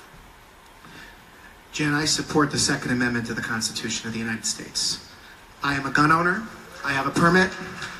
I believe in the right of people to engage in sporting, and I also believe in the right of law-abiding citizens to defend themselves from harm. I feel very strongly about that. That law did not do enough to address the 800-pound gorilla in the room, which is mental health. We have a mental health crisis in this country. And I know people want to talk about guns, but this governor has depleted funding for mental health and wellness consistently. Dr. Srinivasan talked about the one mental health facility in the state of Connecticut where we had people in that facility that were being abused, and there doesn't seem to be any accountability from our state government. We have some of the toughest gun control laws in the country. In point of fact, before 1160, Governor Weicker instituted some of the toughest gun control laws in the country. This is a problem that needs to be confronted by addressing the underlying cause of why people commit acts like this. They're not operating on a full cylinder. When I'm governor, I am not going to punish law-abiding citizens. We're going to punish criminals. We're going to repeal the early prisoner release program under Dan Malloy. We're going to stop decimating the Connecticut State Police like this governor's done every year. And you know what? In my first 100 days as governor, I will send a bill to the legislature reinstituting the death penalty in the state of Connecticut. The bump stock device, though. Would you support that, banning that, or no? Senator Boucher asked for The bump stock device, that was the question. The question was, would you support banning the so-called bump stock device that allowed the shooter in Las Vegas to fire more shots than he otherwise would have? There's questions about that actual device as it relates to Las Vegas. There are still questions about whether or not that was a bump stock. He's sidestepping the issue. He's not going to address it. Significant to point out. He sidestepped this whole issue. We I'm for the have some Second of the Amendment. toughest gun control laws in the he's country. sidestepping the whole thing. And I think that what you're talking about, the Congress of the United States is going to have to take up. I am not in favor of any additional gun control until we start addressing mental health. We have people that kill other people with cars, mow people down, not just guns. We have people that commit violent acts because they're not operating with a full deck Understand of that the cards. Democrats are And recording what all this happened in also. Newtown They're gonna be was as taking much this about mental information, health as anything and else. they'll be taking And you it, know putting in what? videos I for haven't him seen the if he's a legislature candidate. act Against him if he's a candidate. Everything they say on the stage right now, including what I'm saying here, they'll be taking and they'll be putting it into commercials, trying to catch and twist words. That's what the Democrats. He's being careful. He hasn't said the word "I am against this." He's trying to sidestep it so he never has it on tape, and it's never said so that the Democrats can't grab it and put up commercials that whack him for that. That wasn't a compromise and agreed upon by both sides. When Sandy Hook occurred, they asked me to chair the school safety committee of that committee, not the gun portion of that bill. And we really did put in place some good school reform and changes, as was said. And I afterwards also supported any amendment that would make more flexible, including the magazine size for guns from 10 to 17. For the record, But at the end of the give that over day, here, please? For the record, Tony Boucher voted for SB 1160 to grab our guns. No matter what she's saying here, her and the doctor both voted for the gun bill. sell guns off the back of a trunk of a car that's illegal in many of our inner cities. And so the enforcement to me is really the big issue. I don't think we need to go any further. If anything, we need to make the guns laws a little bit more flexible. Thank you. Mr. Handler? So I too support the Second Amendment, and I do support law-abiding citizens to have the right to bear arms. Many of you know that I'm the Chief Financial Officer for the City of Stamford. What you don't know is I'm also the Emergency Management Director for the town of New Canaan, where I live. My wife Sarah and our 4 daughters. And in that responsibility, I also am responsible for looking over the school safety of our 3,000 children. As part of that job, I had the pleasure, or displeasure, depending on how you look at it, to attend an NYPD briefing, counterintelligence briefing, on the Las Vegas shooting in particular. Yep. We covered the Fort Lauderdale shooting, and we covered the Las Vegas shooting. I had the sheriff's office from Las Vegas come in, and I got to witness, unfortunately, all the footage captured by police body cameras, all the footage captured by surveillance cameras in the casino. I also viewed all the footage captured by Uber drivers waiting for the people at the show to let out. And what I saw, I had to sit through 6 minutes of 1,100 shots being fired. So to answer your question, the bump stock is not a recreational shooting device. It's something that is designed for mass killing. I do agree that this is a mental health issue, and we've got to put more money towards mental health. I do strongly support the Second Amendment, but there is no benefit to the bump stock for hunting. Thank you. Good night. Thank you. Hold on, late your turn. Did you want to go, Mr. I think we're coming this way. Mm-hmm. We'll get to you. Let's see how the doctor addresses SB 1160, the gun grabber. I am a physician in practice for almost 40 years now. And to me, the critical point on this discussion is mental health. Unless and until we have enough funding and we address mental health, all of these, what we see, the atrocities, whether in our own state and in other states across the nation, will continue. And what we try to do here is become felons, and those who don't abide by the law don't care about it anyway. So to me, I will always focus, I will always concentrate as we move forward. How can we, how should we continue to address this big plague that we have? Doctor voted to repeal the death penalty. The doctor voted right here for SB 1160. Here it is right on the screen. So he's saying one thing and sidestepping completely his record. Okay? And the Democrats know this. You don't know this. Most of you probably don't know. Cancer. You are all going to empathize with me. You're going to be supporting me. Why not mental health? That's what we need to address. He completely digressed from the question and his record. all right? And that'll be exposed. This is happening across the board. I can't even address all of it tonight, but each candidate has their failings, their positions, the history of who they've been all these years, and what they're saying here today is in conflict with a lot of that. I would support a bum stop ban because the federal government is looking into it.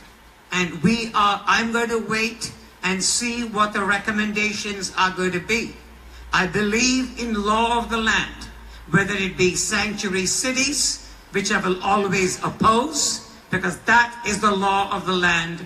And the same thing here, look at it at a national level, see what the picture is, and that's what I will be digress the responsibility so that he doesn't have to make a decision. Look at the federal, let's not look at the state, because if I'm a governor, I may have to address that to you right now. Let's push off the responsibility to the federal government. This is what he's doing right here.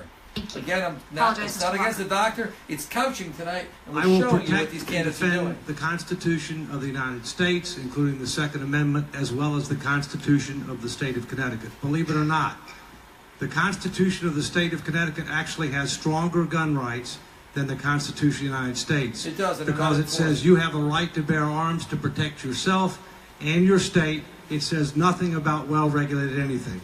That does not mean that people have the right to own as much as they want, carry it wherever they want, and do whatever they want. The simple fact of the matter is we have a problem with background checks. There is a problem with bump stocks. It in effect takes it's a device that in effect will convert a legal weapon into an illegal weapon. Therefore, if you look at it on a substance over form analysis, you shouldn't allow that. But I also think that we have to recognize that we do have a mental health problem. Number one cause of gun violence in America is suicides.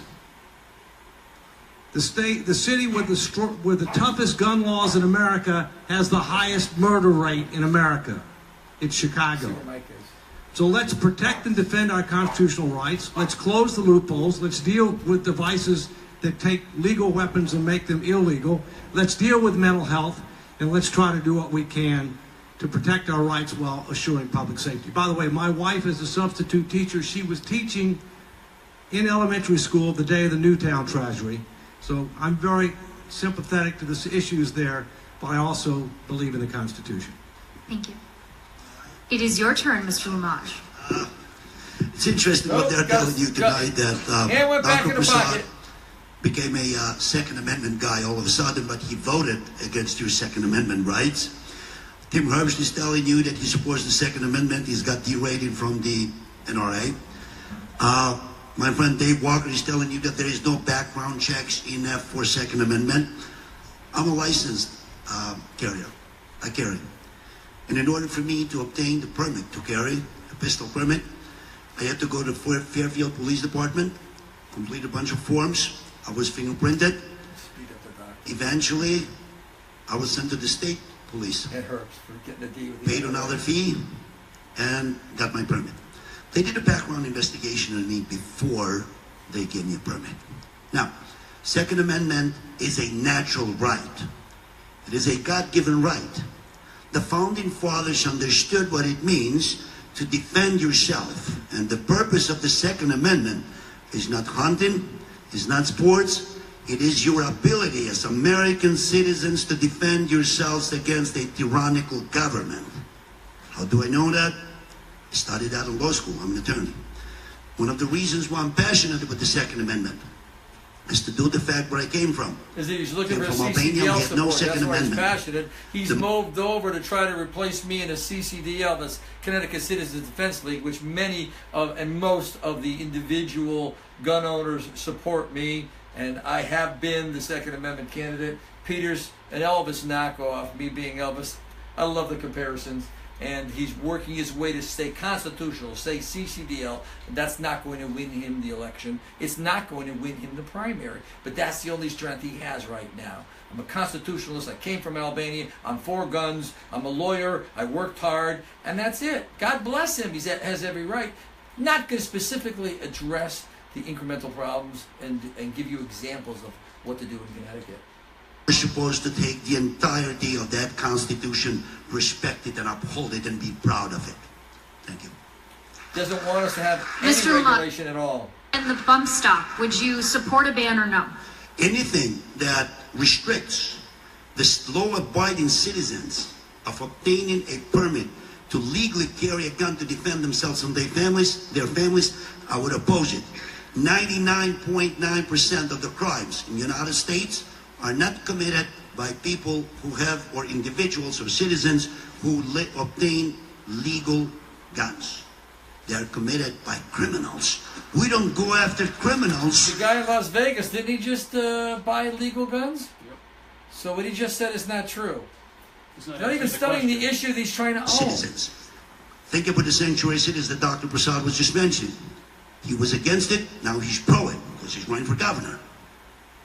We have people who committed crimes, and because of our laws that we passed in Hartford, we're not cooperating with ICE, which is the federal law.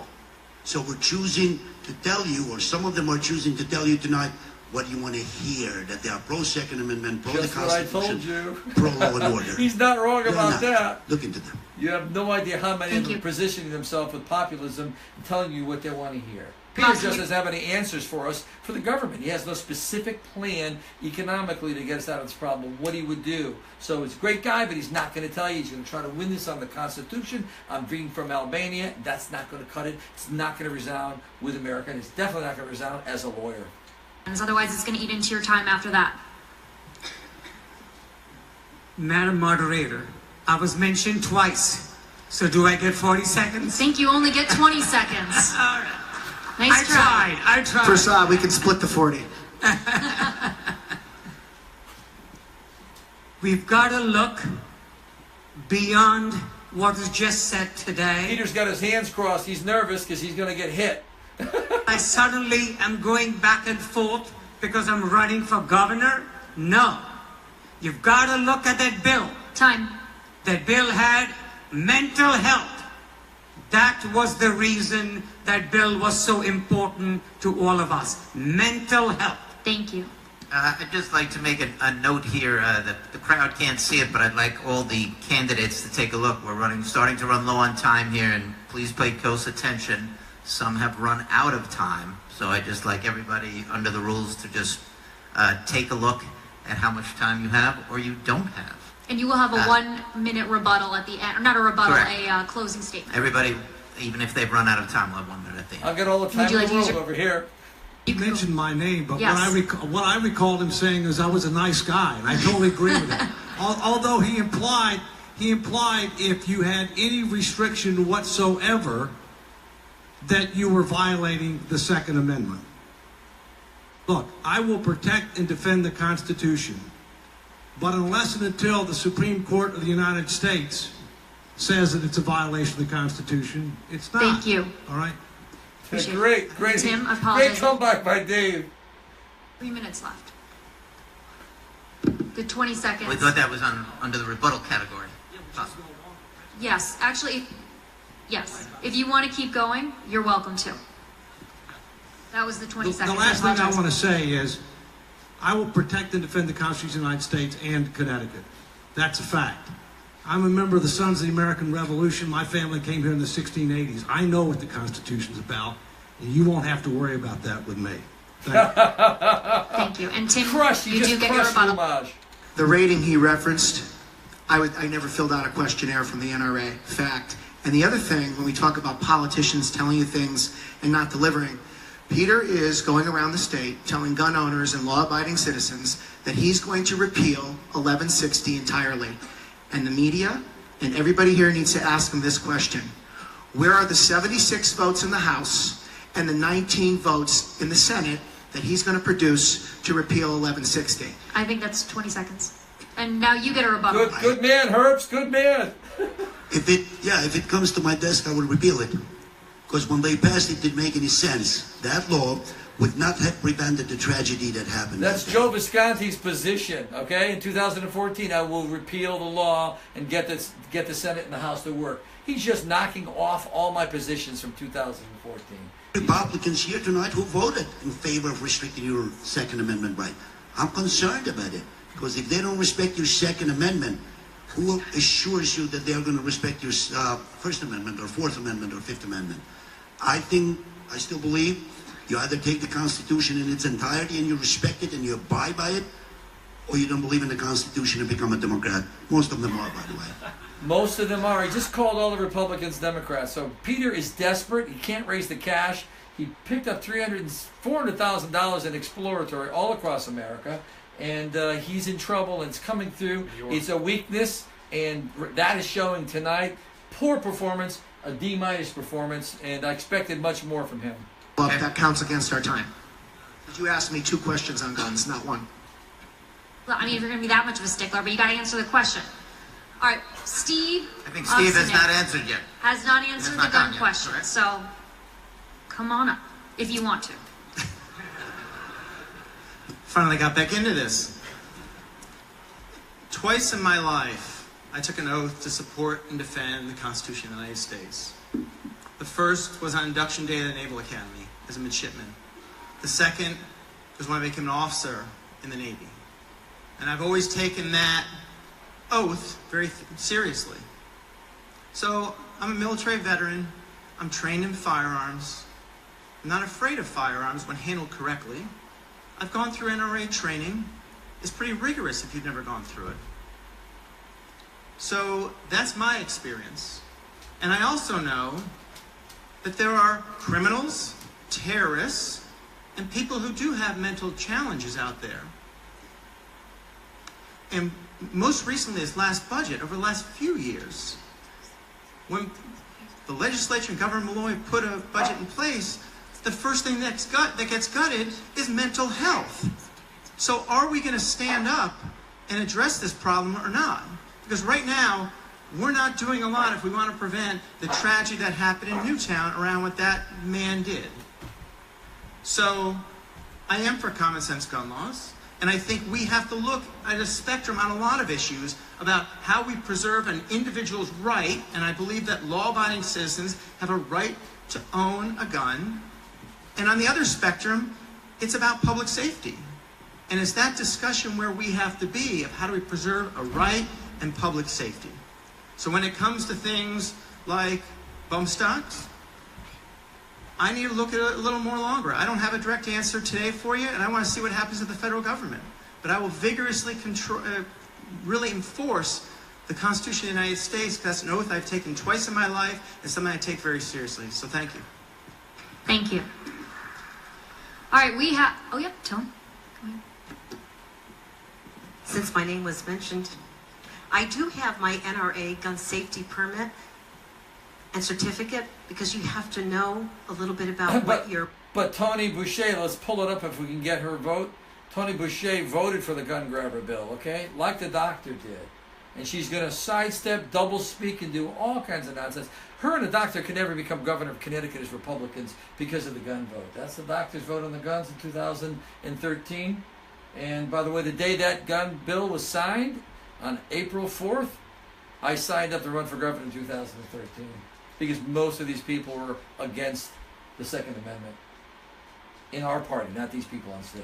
Just so the rest of the crowd will know, it looks like that Prasad, Mr. Lumage, and Tim Herbst have all run out of time. The others still have time that you might not be able to see, and I think this question goes to Tony Boucher. Yes, I didn't ask it yet, so I'll ask it. We have heard years and years of criticism of Governor Dan Malloy, and we know the views of him, of everybody on this stage. In light of the problems with the pension underfunding that lasted for many years, how would you assess the record of Malloy's predecessor, Jody Rell? Oh, that's a Hartford Courant I'm happy question. to answer that. I hope I get 20 seconds back. Quite honestly, Jody Rell was faced with a supermajority House and Senate. There were many budgets that she tried to pass but could not do that. And so she was under a very different This is the Democrat Party working right through the Hartford Courant, trying to set up all these questions. Are set-up questions for the Republicans tonight. To go to this debate is just to walk into the Hartford Courant, okay? And they're in league with the Fox 61 walk right in and ask all these extreme questions that to Connecticut residents are like, wow, they're for guns, wow, they're against Sanctuary City, oh, they're for marijuana. All hot button questions, and not one of them specifically really about the budget. You could have questions on the budget, on spending from each department. That's what this should have been loaded with, economic questions, and really press for specifics. They haven't done that. It's a complete setup. This debate, Chair Romano should never allow these people to ask these questions. A tough hand. These pension liabilities, these unfunded retiree health care benefits, this didn't happen overnight. But let's be fair. They got worse every single day the governor was in office for the last 7 years. I know because I just cleaned up the very same mess in the city of Stamford. And I think what we should be talking about is what the solutions are, not just blame.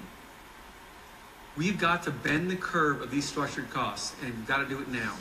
And the only way we can do that is to get public sector benefits to look more like the private sector benefits, like those of all of you out there. The only way we can do that, 3 tools. We can legislate it, and I would implore the legislature today to start tonight. Go back and start working on legislation Firearms enforcement. that will SB remove 1160. collective bargaining. She signed. She voted on April 3rd. On April 4th, it was signed by the governor. Move it The to bill legislative passed in the Senate. Step She 1. voted yay for the Number gun 2, we've got a enforcement legal bill. check. SB 1160. I would The also Senate ask the bill legislature 1160. to work with So here's Tony attorneys Boucher's to voting figure out record what on the that. best argument we make for the inability to pay for She these sidestepped benefits. and did Start double making speak that on the right issue. now today. But that alone is not going to solve the problem. The last tool we have at our disposal is the one we need to use, and it's the one I've got experience in the city of Stamford with. It's negotiation. I inherited Give me 10 a second bargaining here units on in the this. city Here. of Go Stamford. back to the bills. Go right back to the page with Tony. What we're going to be doing in our campaign, and you'll be seeing it, we'll roll it out at the right time. All of these bills, all the departments, all the budgets, we are going to go inside with PowerPoint presentations. We're going to go inside with state employees and show you everywhere.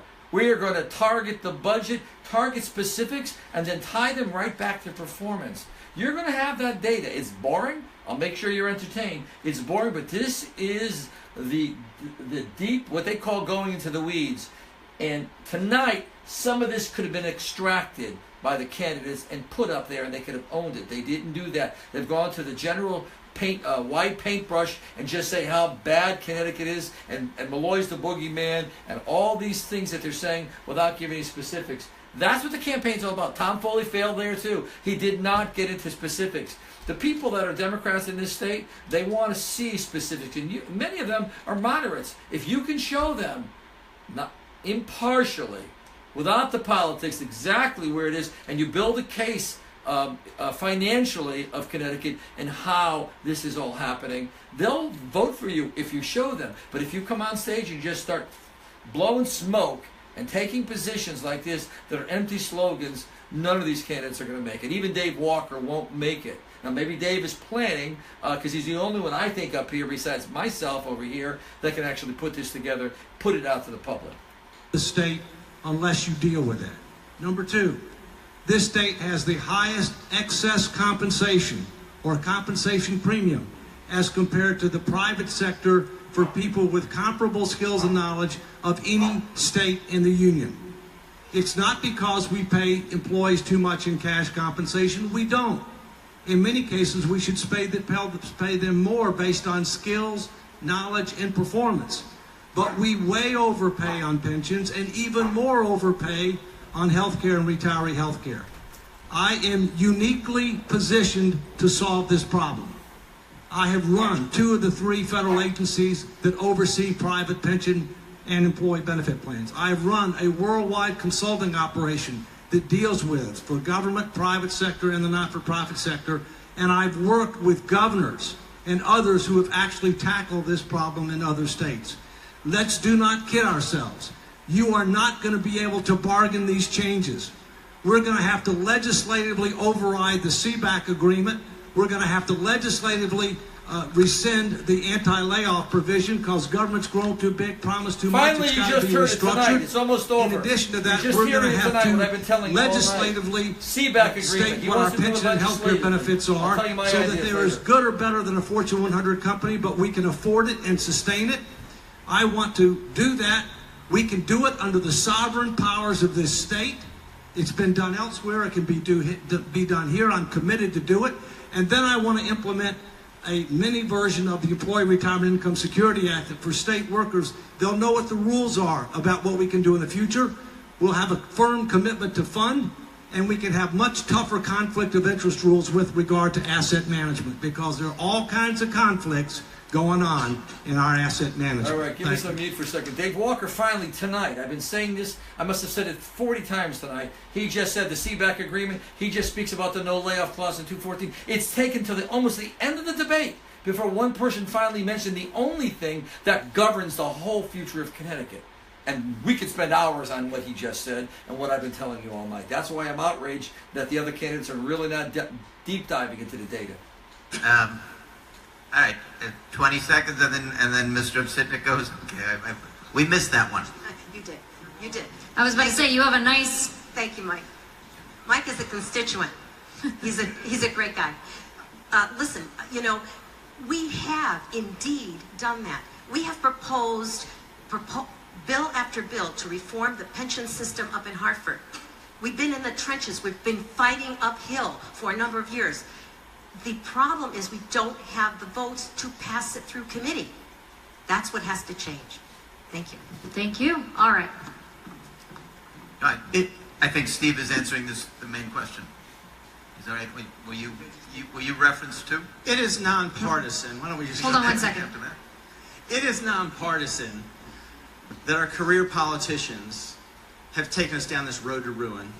It started with Weicker, who put in the temporary income tax that didn't put in the spending cap, and then John Rowland put in the 20-year deal to maybe secure an election, and then Dan Malloy did it another 17 years. So it is nonpartisan that our governors have not served us well, period. So what are we going to do about it? I have operated business and negotiated deals around this world. There's something that many of us in this room probably deal with. It's called a 401k. It has brought solvency to nonprofits, for-profits, and it's got to come to the state of Connecticut for every... Like I said, what he's going to do now, right, go down, talk about all he's done. Walker hit something very important that I want to address right now, and that is legislatively overriding CBAC. It will not pass. It will not happen. Expect, remember you're hearing this tonight, expect to see pushback by the Democrat Party, by the unions, putting out all types of lawyer positions and blog posts, even from the Atlantic or wherever, about Connecticut's problem and how Walker wants to do this legislatively and how they're not going to let him. Dave's got to watch out what he does. It will not happen legislatively. There's another method that we're going to use. The legislative method is not the path to do. We may not even get the legislature to do it. And so there is another remedy that my campaign is pushing. I did not share that with Dave Walker when we had coffee last week. Let's hear the rest of Steve. Current person out there, join the state of Connecticut, time for defined contribution, and then we have to sit down with unions, talk to them, and if that doesn't work, go through the legislative process, and finally... Legislative, he's poaching Dave Walker's position. We go through the legislative process. So that means you go back to the Capitol, where we won't have a majority, or it'll be close, and then all of a sudden the legalities that come up. Remember, John Rowland, we're just settling a $100 million suit for firing union members illegally. We're paying for that decades later. I was referenced as a legislator, and that's why I'm rebutting here. In this legislative session, we saw the CBAC agreement tying down for 10 years. Now, he's picked up on Dave Walker hitting CBAC because he voted for this budget. So the doctor finally and Boucher finally are coming out. Nobody else is, are jumping on the bandwagon now because Dave Walker broke it. Broke it at the end of the night. It was something you've heard me for 2 hours saying. For Mike. Anybody else? Everyone else has their time. You have 10 seconds. Okay. 10 seconds? 10 seconds. What would you like to say? You want to share, Mike? What we're going to do is we are going to add it to your closing remarks. Does that work for you all? You'll get a minute 10, you'll get 3 minutes. All right, so just while we're starting to stretch the rules a little bit, it's time for closing remarks, which is a good thing. Right. And we're going to start on this end, right? Correct. You start at the end, Senator and Senator Boucher is first, and then we will swing back. In my exploration for statewide office, two things come to mind. Number one, when your financial house is in order, you better get ready to do that turnaround immediately. You don't have 2 or 3 years to learn the ropes. Number two, we are a deep blue state. 2-to-1 registered Democrat. We better have someone that's exploring or a candidate that resonates the other side of the aisle. I received this letter from someone during my exploratory. I'm going to read it to you because it blew me away when I received it. Dear Tony, it's come to my attention that you are possibly considering a run for the office of governor. I hope you do it. As a member of the other party, there comes a time to put partisan politics aside and do the right thing. This is what Democrats, give us a mute here. This is what the Democrat Party does. When they're losing, they look for bipartisan. This is what just happened with our budget. Republicans passed a bipartisan budget and it was vetoed. And then Joe Erzminowitz and Martin Looney started this whole thing, bipartisan. Democrats will always cling to you and bring you very close to save themselves with the word bipartisan. But for 7 years, the Republicans were not allowed to negotiate with the Democrats at the Capitol. They were not allowed to negotiate, and Themis and Pisano are trying to blame the governor for that. It wasn't the governor, it was the Democrat Party that did that to them. So you're going to hear a lot about bipartisan from the Democrats, and Tony Boucher is trying to make a case why she's a Democrat, why she wants to appeal to Democrats, okay? There are moderate Democrats, and they vote for me. They voted for me last time. You want to come over, you come over on my terms. I don't give you a message that you're going to like to appeal to what you like. No, you could be a union worker, you could be whatever you want as a Democrat. This is my platform, and you know it's right, you know it's good, come to me. If you don't come over, I'm not here to try to kiss up or carve my message out so I can maybe win your vote. This is how we got here. Tom Foley did that. He said there was no budget deficit. He said the unions, I won't ask them for any money. A deal's a deal. He said I want to put Common Core, keep it in the inner cities. I won't repeal SB 1160. We'll have to live with it. Obama and Governor Malloy's minimum wage hike in a recession, he agreed with it, said it was a fairness issue.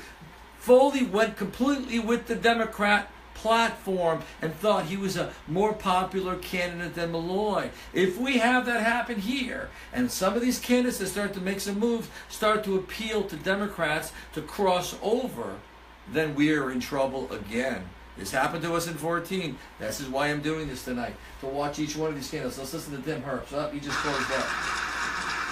Tim's red in the face. He's fighting for it. For 30 years, we've been going down this road to ruin, led there by career politicians that care more about the status quo than breaking us out of this downward spiral. So, how's it working? Falling wages, falling home prices, the exodus of 100 people who have to move out of Connecticut each and every day to find opportunities somewhere else is just wrong. I don't think anyone in this room thinks we're on a sustainable path. And my path will be different. I'm a military veteran who served here in Connecticut.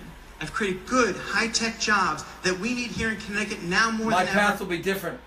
What path? Let's see if he says anything about it. To effectively compete today. More importantly, I'm from Connecticut. I grew up in Stamford. I lived in Enfield. I lived in Groton. What's your path? Now I live in Westport, where I'm raising my family with my wife and my 2 daughters. What's your path? So you know what? I care about Connecticut. I care about you. I care about your family. And what I will do, I will fight every day tirelessly to ensure that Connecticut is a place where you can raise your family, grow a business, earn a living wage, and hopefully retire with dignity. Retire with dignity? That's what I want for Connecticut. My name is Steve Upsitnik. I look forward to earning complete empty, hollow message. I'll fight for you every day. Fight who? Fight what? What's your path? Nothing. Thank you. Since 2014 to present, I never stopped helping Republicans anytime that they ran for an office, donated to them, went door knocking with them. But what we did most importantly is this. We have registered so far almost 50,000 people in our state who never voted Republican before, who are willing to vote Republican and support me if I get your nomination. That number is going to make all the difference. It is the inner cities, which the Republican Party completely ignored, various ethnic groups who never voted Republican before, And what we did, we went to those cities, we went to these ethnic groups, we're converting them into Republicans. That is the strategy for us to win in 2018. Dan Drew sent an email, and by mistake, he sent it to our campaign too. What he said is that we have to defeat Peter Lumage, who has raised over $400,000 so Thank you, far for the Mr. campaign. And he's right. He should fear me because I'm the one who's going to defeat him. Thank you very much and have a great night. The other candidates, are almost all of them are already self-funded. I'm not self-funded, I'm sorry, qualifying for CEP. Peter is $100,000 short. He raised tons of money from, I won't go any further than that, and he's not qualified. So he's going to defeat everybody, but he's $100,000 short when the rest of them are already there, or they're self-funders. Say, you need to consider two things. Number one, who can win? I'm a Reagan, Bush 41, and Clinton presidential appointee confirmed by the Senate 3 times unanimously when the Democrats controlled it twice, the Republicans once. I have Republicans, Democrats, and independents holding fundraisers for me. Some Democrats that have never voted for a Republican in their life because they love the state, they know it's in trouble, and they want somebody to solve the problem. I'm the only candidate on this stage, or frankly ones that aren't on this stage who are running on either side, who's actually made government smaller, more economical, more efficient, more effective, and improved the financial condition of the entity that I was responsible for when I was the leader. I can do it. I've done it. You need a proven leader to save this state. But it's not just the governor. Thank you, we need the Mr. Walker. Senate and the House. We need a team. Let's turn around Connecticut.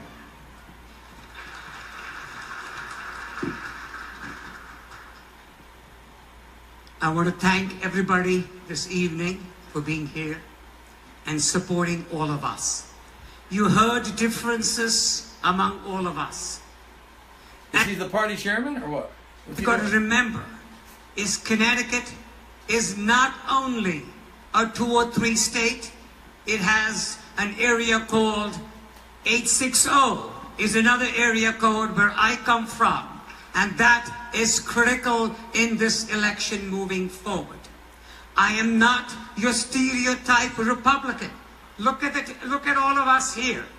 You need a message. You need a messenger. The message has to resonate not just with the Republicans. It didn't get us far in the last 2 election cycles for governor. You need a candidate whose message will resonate.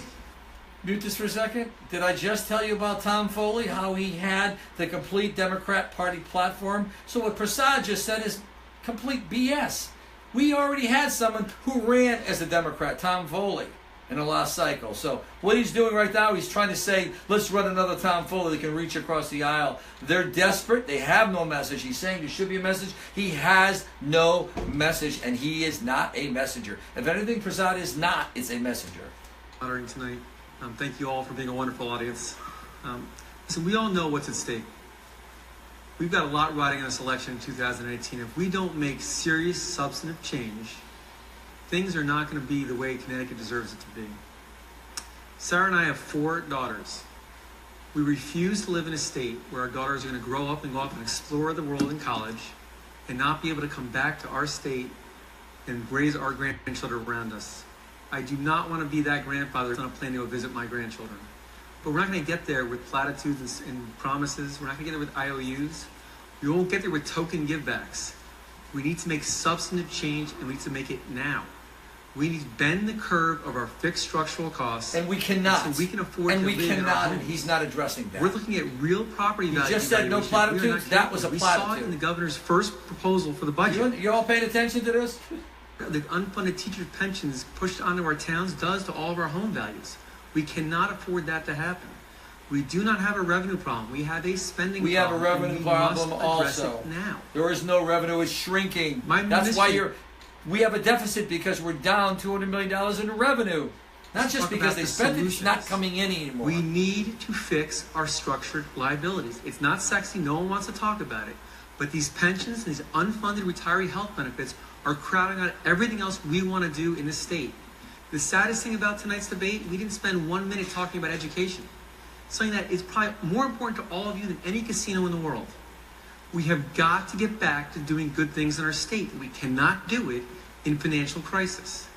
I thank you for your support. I look forward to seeing you again. Thank you. Have a good night.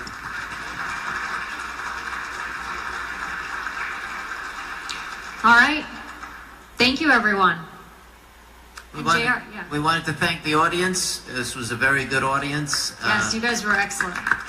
No disruptions, no problems. We think everyone got a fair shake. We wanted to thank the candidates and thank you, everyone used up their time. Before we go, if we could just give a round of applause for these candidates who've stood up here tonight for 2 hours. This is not easy. And I have to tell you, before you leave tonight, understand this. That if we're going to save this state, it's going to take the people in this room. It's going to take your energy, your effort, your donations, your support, your phone banking. We cannot save the state without you. So if any of these candidates inspired you, get involved and help them take and fix this state. Enjoy the rest of your night. Thank you so much for coming. Thank you for having me. Well, isn't this special? Why don't we put something up here right now while I do a little close for everyone.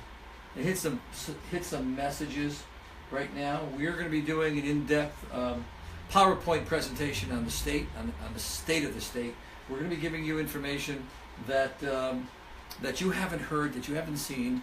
And it won't be in the weeds. We'll make it entertaining, and it's going to be on where we want to cut, how we want to cut, and also this is the elephant in the room. The elephant in the room is the fact that we have our hands tied into 2027. The unions are not coming back to the table for a Republican governor. That isn't going to happen.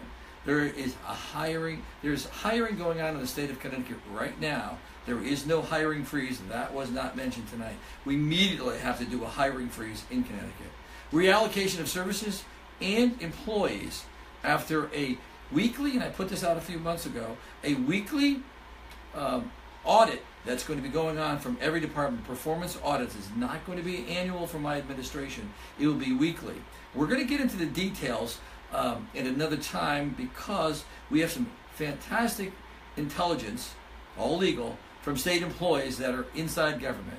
We will be putting together those employees in our commercials, and they are going to point you towards what we show you during the PowerPoint presentations. So it's going to blow your socks off. The reason we can't do it right now is that we're early in the campaign. Look for that to come out January to February. We're timing this with the other candidates. I'm hoping they pick some of the messages up we're going to put up. But right now, we have a revenue problem and we have a spending problem. I'll give you some positions right now, so if they're not on the website yet, you can get them from my last campaign. I haven't shifted towards my position on anything, from abortion to casinos, and I'm all for the casinos in Connecticut. I am a pro-life candidate. I believe in the Second Amendment, and I would move to repeal SB 1160 if we can get the votes in the House and the Senate. On the issue of unions, we will not be addressing the unions and the pensions through legislative action. This is something that Dave Walker touched upon. This is his approach. I commend him for it. It isn't going to work, and they're going to shut him down. We will be showing you the path to really get the unions to rework the union work rules by the fact that you're going to be part of this campaign. You're going to be demanding it from your legislators when we reveal what's actually happening inside state government. This is going to be not Jerry Springer, but it's going to be something that you won't believe when you see it. You will be outraged, but you'll be able to do something about it. And the way we change the government is that we get these candidates to start making better messaging and start getting to specifics. What I saw tonight, this was amateur hour, except for Dave Walker. The rest of them, and they're all good people, but they were not prepared for this. They're nervous. They don't have a message, and we will put our message out even bigger, stronger, and better at the right time for the unions, because right now we're looking at government workers, government union workers, not as the boogeymen, but just at the cost of them, and we're looking at ways to completely eradicate overtime right across state government, reassess union work rules, and do this from inside state government, something that hasn't been done before. We're going to do it on a campaign trail. A lot of people are going to be upset. This won't be whistleblower, but it'll be very, very close to whistleblower. And then you're going to know specifically why we're in debt. and we'll be able to make the changes weekly. As your governor, we'll make it during the campaign. You're going to see these changes occur in state government because the Democrats are really going to be under siege. And Chris Matty got out of the race. He's now for AG. You've got Jonathan Harris and Dan Drew and possibly Ned Lamont. The Democrats have no one, and they have no message either. But if we fail to identify and put them on the ropes severely with data and information inside, that you can grab a hold of and go, oh my God, no wonder. Rather than just say we must do something about CBAC, we must do something about this, or like hope this happens. We're not going to be doing that. I've run the race before doing something not similar to that, but really broad strokes. It doesn't work. You're going to get the only reason I'm in the race is so that you get the intelligence and the data so you can judge for yourself. This is how we will win over Democrats that are moderate, that have a conscience, that will vote for something right and true and a candidate who will show it versus someone who's just a Republican or Democrat, and because I'm a Democrat, I can't vote for you. We are never going to win those people over, and there's no reason to try to cater to them in any of our messages. Anyway, I'm Joe Visconti, and we did our attribution beforehand, so God bless you all, and God bless the Connecticut Republican Party, and I hope to God that they get their candidates in shape and get them polished better than we saw tonight. Thank you.